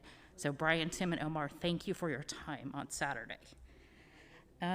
Megan Lane and Maya Bryson, who we know as some of our Californians for Justice youth leaders, joined Dr. Baker and I on Sunday afternoon for a Zoom call with the South Coast Interfaith Council, their MLK series. And they did an event on MLK Day and doing a series of conversations to continue the work. And it was on educational justice. And I want to thank those 2 incredible young women for taking time out of their Sunday afternoon to talk with community members from Long Beach and all around the South Bay about what their experience is as young women of color in schools today and how we can better meet their needs. So Megan and Maya, thank you so much. It's denim day. I don't usually wear jeans to board meetings. I did put on heels just for that, but an awareness that today is a day where we especially remember victims of sexual assault and that we do everything in our power to prevent it. So that's what I got today. Thank you. Thank you, Ms. Kerr. Dr. Benitez? Thank you. So a few things that I'd like to report on. So among the schools that we've been visiting as they're returning to in-person, I got a chance last week to visit Oropesa Elementary School, which is our district's newest DI, dual immersion school. So thank you to Ms. Ocampo and Mr. Moskovitz. Chavez, I'm sorry. Chavez. Sorry. You're right. Thank you. Yeah. Thank you, Dr. Baker. Chavez. I have Jenny Oropesa on my mind today for some reason. So yes, we got to visit Chavez Elementary and talk about all the efforts that are going on. And so I want to convey a message to our downtown parents and community members around the benefits of dual immersion in general, but this awesome new dual immersion program that we have in downtown Long Beach, in the heart of our city. So I had an opportunity to brainstorm a little bit with Mr. Moskovitz and Ms. Ocampo around building some community connections in that part of town. And that's a hard part of town in terms of not having a lot of space to congregate and be able to social distance when we're doing that. So I'm going to be circling back with Mr. Moskovitz. We had a nice opportunity to do a little brainstorming on what kinds of partnerships we could establish and really showcase the benefits of a dual immersion program in this global age, right? And really exemplify the best of our diverse communities. So if you're interested, please reach out to our district. Please reach out to the staff at Chavez, to our level office, if you want to learn more about our dual immersion programs in general, but in this case specifically to Chavez. Best part of the day was observing a kindergarten dual immersion class, and so that teacher, remind me, teacher Brian, do you remember? Gonzalez? Yeah, Alba Gonzalez, is teaching half her class in person, DI, and half her class remotely, DI. So props to our teachers, right, particularly our dual immersion teachers. So I was very happy to see that within our SEAL summer interventions that we are including our K2 DI students in that. I also have been continuing to hold virtual community office hours. And one of the themes that keeps reemerging is the language access piece. So just wanted to highlight that that's where I was coming from with my questions today around engagement and our communications audit.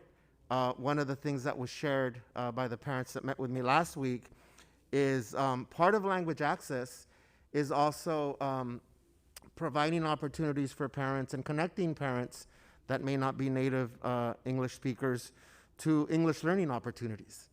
And so those were things that I do recall that our district, that several schools used to provide some English learning classes. At Oropesa, we used to have a YMCA partnership with Long Beach City College there to provide English learning. So I'd like to ask staff on an upcoming occasion if we could sort of figure out what are some ways now as we're returning to in-person to either partner with different organizations, LBCC, and or figure out ways to use some of our parent involvement funds in alignment, again, with our language access conversations that we're having. So big shout out to those parents for reminding me that many of them used to take some English learning courses that we used to offer at our schools. Let's see here.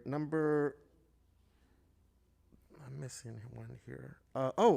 Also a presentation. I got a chance to do a mini presentation on school update with the North Pine Neighborhood Alliance. And the big thing that came out of that, big shout out, and thank you for the invitation, is the urgency and willingness to want to partner in helping our students. And so the closest school that we have to them is Renaissance High School. So they were asking, how do we connect? How do we help? Whether if it's student outreach or resources that school may need. So would love to circle back with the principal at Renaissance, given that he just made a presentation right here. But also brought to mind that I've had a lot of folks reach out to me in the last week, district staff, district teachers, around how we can help support our migrant children that are detained now in our city. So if at some point we can also just kind of share what opportunities there are. Our mayor has provided some links for us to be able to support. And I know there's like Pen Pal program going on at Jordan right now. And so I think it would be good for us to kind of share out what kinds of opportunities we do have to support this unfortunate scenario that we do have a failed immigration policy and we have children here in Long Beach. So there's an opportunity for us to help support and hold our federal government accountable at the same time to doing right by these children. So just wanted to share that there have been a lot of district staff, teachers reaching out, just trying to figure out how can we help, what can we provide. I know a lot of organizations are doing toy drives and also trying to figure out how we can support these children that are now in our city and are separated from their families. Two last items. I would love to follow up, Dr. Brown. I had some, I'll call them disability advocates, leaders here in our city that were inquiring about the possibility of a Disability Week resolution, Disability History Week resolution. I think the districts that they shared had some resolutions, did it in October. I know we did ours, was it last month in March that we celebrated as a month?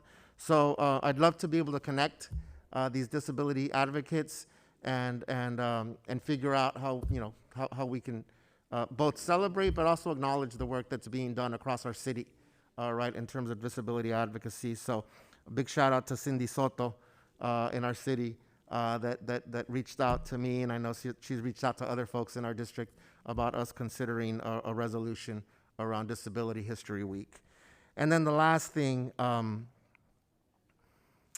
I'm going to share it in the spirit of some of the public comments that we heard today, and also the presentation that we had around our communications audit. So I too was dismayed about the inability to join in on our LCAP forum this past Saturday. Recognizing that we do have technical glitches that sometimes we have no control over, but I do want to encourage us as a board, our executive staff, our entire team to do our best to double down on our efforts so that if we're encouraging community members to participate, we are encouraging them to engage in two-way communication, that we just be mindful, right, that these kinds of opportunities are not just challenges, but then become a reflection on all of us in terms of just assuring that knowing that there will be technical issues that we just may not be able to account for, that we continue to be intentional in authentic two-way communication, particularly around conversations in our LCAP and our budget engagement process. I know, Dr. Baker, you have some things that you'll share later about that. So just want to recognize that it's a big priority, and that I was also disheartened that folks didn't have access this past Saturday, and just reminding our whole team how important it is in these tough moments to double down and ramp up our efforts to truly be inclusive and engaging. So thank you, Madam President. Thank you, Dr. Benitez. Mr. Otto? Thanks. So when I was sworn in December, I mentioned that coming back to this board, I shouldn't say back, but starting with this board, felt like home. And that it did because I'm a product of Patrick Henry and Marshall and Millikan High School, and really grew up in Long Beach. And so coming back felt like home. But you know what? Today feels more like being back home, because it's the first time that everybody's been back in school, and it's kind of like it ought to be. It doesn't mean that there aren't challenges, that there aren't things that we need to do, but it's very uplifting. The church that I belong to, the Bayshore Community Church, I'm the moderator, and we had a meeting last night where we decided to reopen the church on May 23rd, which is Pentecost Sunday, and so everybody's going back, and the aquarium is now reopened 50%, and I think by June 15th, it can probably, assuming we keep going in the same direction, be open 100%, and it just feels like it's getting back to normal. And as I've been thinking about that over the last couple of weeks, I thought, so what's normal now? after having been through this for a year, more than a year, what's the new normal? And I've been so impressed with the Long Beach Unified School District and how it's come together, stayed together, worked together in the interests of students. I love the equity work that's being done, and I get a lot of emails, and some of them are startling in terms of what people think about this and what's going on, but it does feel like home, and it feels like we're doing good things. We're working together, and so I'm very appreciative of the work of everybody at the district, and I just wanted to take a moment. I was at the LCAP meeting. I got in early enough last week, and I'd had a meeting with that group beforehand to personally listen to what it was that they were interested in. But this is good work, and I'm so honored to be able to be a part of it, and that's all I have. Thank you, Mr. Otto. Mr. Miller? Well, I wanted to talk about a couple of things. First, I just wanted to thank all the great youth leaders who were here today. I didn't get an opportunity to thank them for being here. That was pretty awesome. I think that when it comes to spaces like this, we talk about the what. All of these items are about the what, and they remind us of the why. So it was great seeing them, and so I just wanted to thank them again for their presence and their great anecdotes about what's going on their campuses. One of the things that they brought up that I thought was important, I personally would have loved to have a resolution about it, was a hula hoop contest that happened at Wilson High School.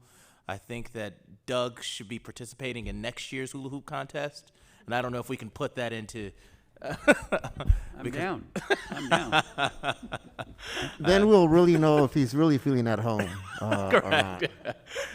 Correct. But yes, I just wanted to thank them again. Next, I wanted to talk about the great recruitment fair we had last week, and thank the entire personnel department and my friend Mr. Zaid there for putting on a great event. He told me it was going to be a lot of people there, and obviously I took his word for it, but when I signed on and saw over 350 people before the event started, I was humbled at not only so many people who took the time to be there, but that really was indicative of the type of legacy that has been built within the Long Beach Unified School District, that there were over 350 people interested in working here. So that was really, really cool, and I was really, really impressed. So once again, David, to you and your team, thank you for putting that on. Last but not least, the most important day of the year in the Miller household is coming up, and Mother's Day. So I wanted to just say happy Mother's Day to all our mothers out there. Thank you. Thank you, Mr. Miller. I'm just going to start by saying a thank you to my colleagues. I appreciate everybody's perspective. Everybody brings something different to the table, and I appreciate that. I appreciate the legacy of, Mr. Otto, Mr. Miller, the legacy. Just, Dr. Benitez, we have our children in this district. We grew up in this district. I think it really says a lot about not just the district, but who we are, where we came from. I want to give a shout out to Akira. Is Akira still here? Akira is still here. And, right? And when it was her night, when she was our student representative, she stayed the whole time that night also. So I don't know what it is about us. You like being in this group, but we love having you. So you are welcome anytime. Wanted to mention that. A big thank you to Dr. Simon. Thank you for leading with your heart. Thank you for being the kind of person that motivate somebody to call in and let us all know. We know that you lead with your heart, but look what a difference it makes. So thank you for that. And then I want to talk about an event I attended. It was the 46th Cambodian Genocide Remembrance Day. It was a virtual event, and it commemorated over 2 million Cambodian people being killed. And one of the MCs was a Millikan student, Baron Lim, and he was one of the co-MCs of the event. And one of the benefits of having these things on Zoom is that you can kind of privately chat with people. And so, and so I asked Baron, some questions, and then he asked me some questions once I opened the dialogue. Well, then I found out he's a Millikan student, and he was asking me if we have curriculum and do we teach about the genocide and what happened all those years ago.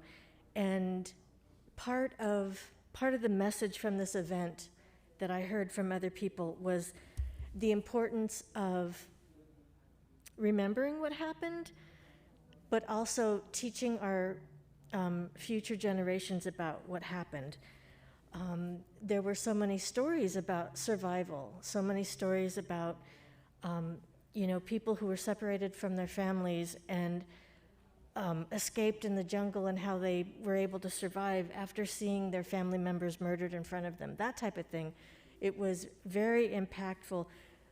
But the overall message, even though they were remembering these atrocities, these personal accounts of these atrocities, the overall message was of hope and resilience, and honor and respect your elders. Eliminate all forms of discrimination. If we hold on to those kinds of values, then we can ensure that this doesn't happen anymore. And something heartfelt that was shared by Mr. Charles Sung was, we can heal the wound, but we cannot ignore the scar. And I am in awe of people who are able to recount these horrific memories, but in a way that invites people in, and in a way that is beneficial to everybody listening. So that was a very emotional event, and I'm so honored to be included in that. So let's see, next, superintendent's report.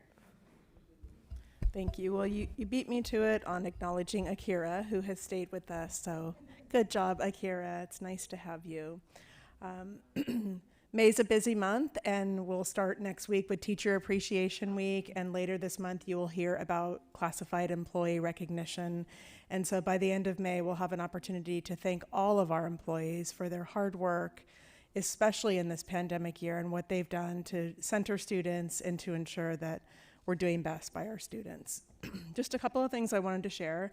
The first is we've had some questions about SBAC.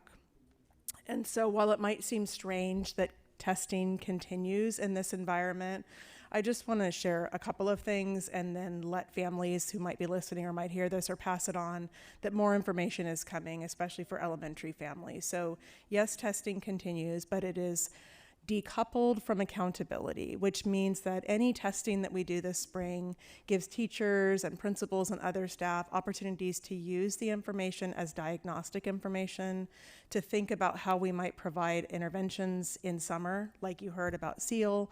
We'll have middle and high school programs that have a similar feel to them.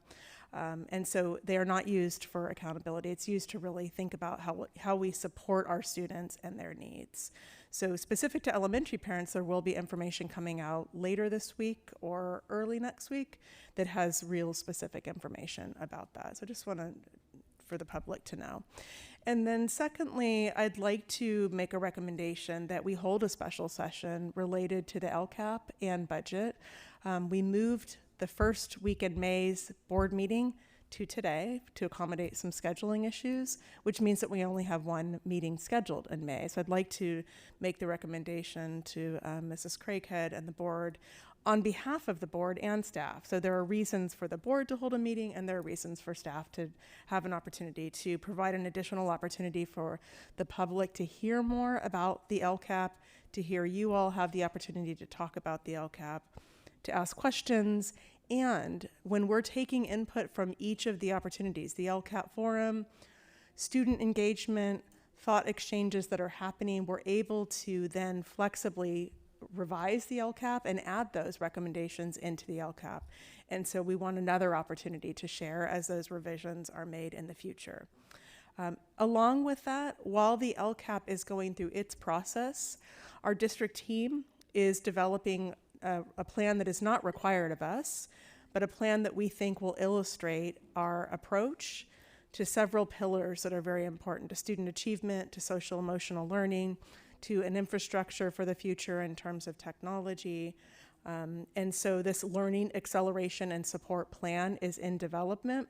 It will answer some of the questions that we heard tonight in public comment about the approach to the money that's coming in to support student needs.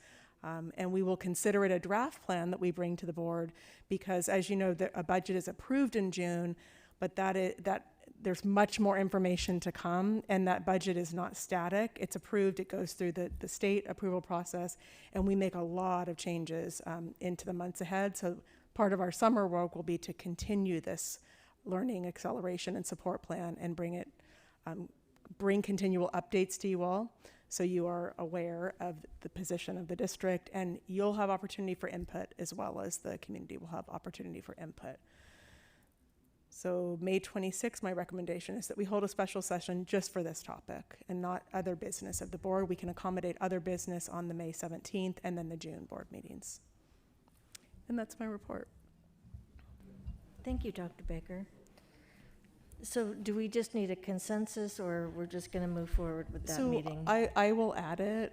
We'll add it to the next board meeting. We'll have time at May 17th, but for now, just for public consumption, that we're planning for a special session, and then I'll put it on the agenda for the next meeting. Okay, thank you. We are now at announcements.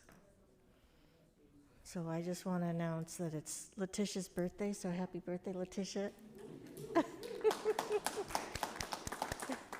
We appreciate you so much. I hope you know that. We really do appreciate you. Are there any other announcements? Okay, then hearing no objection, we will adjourn.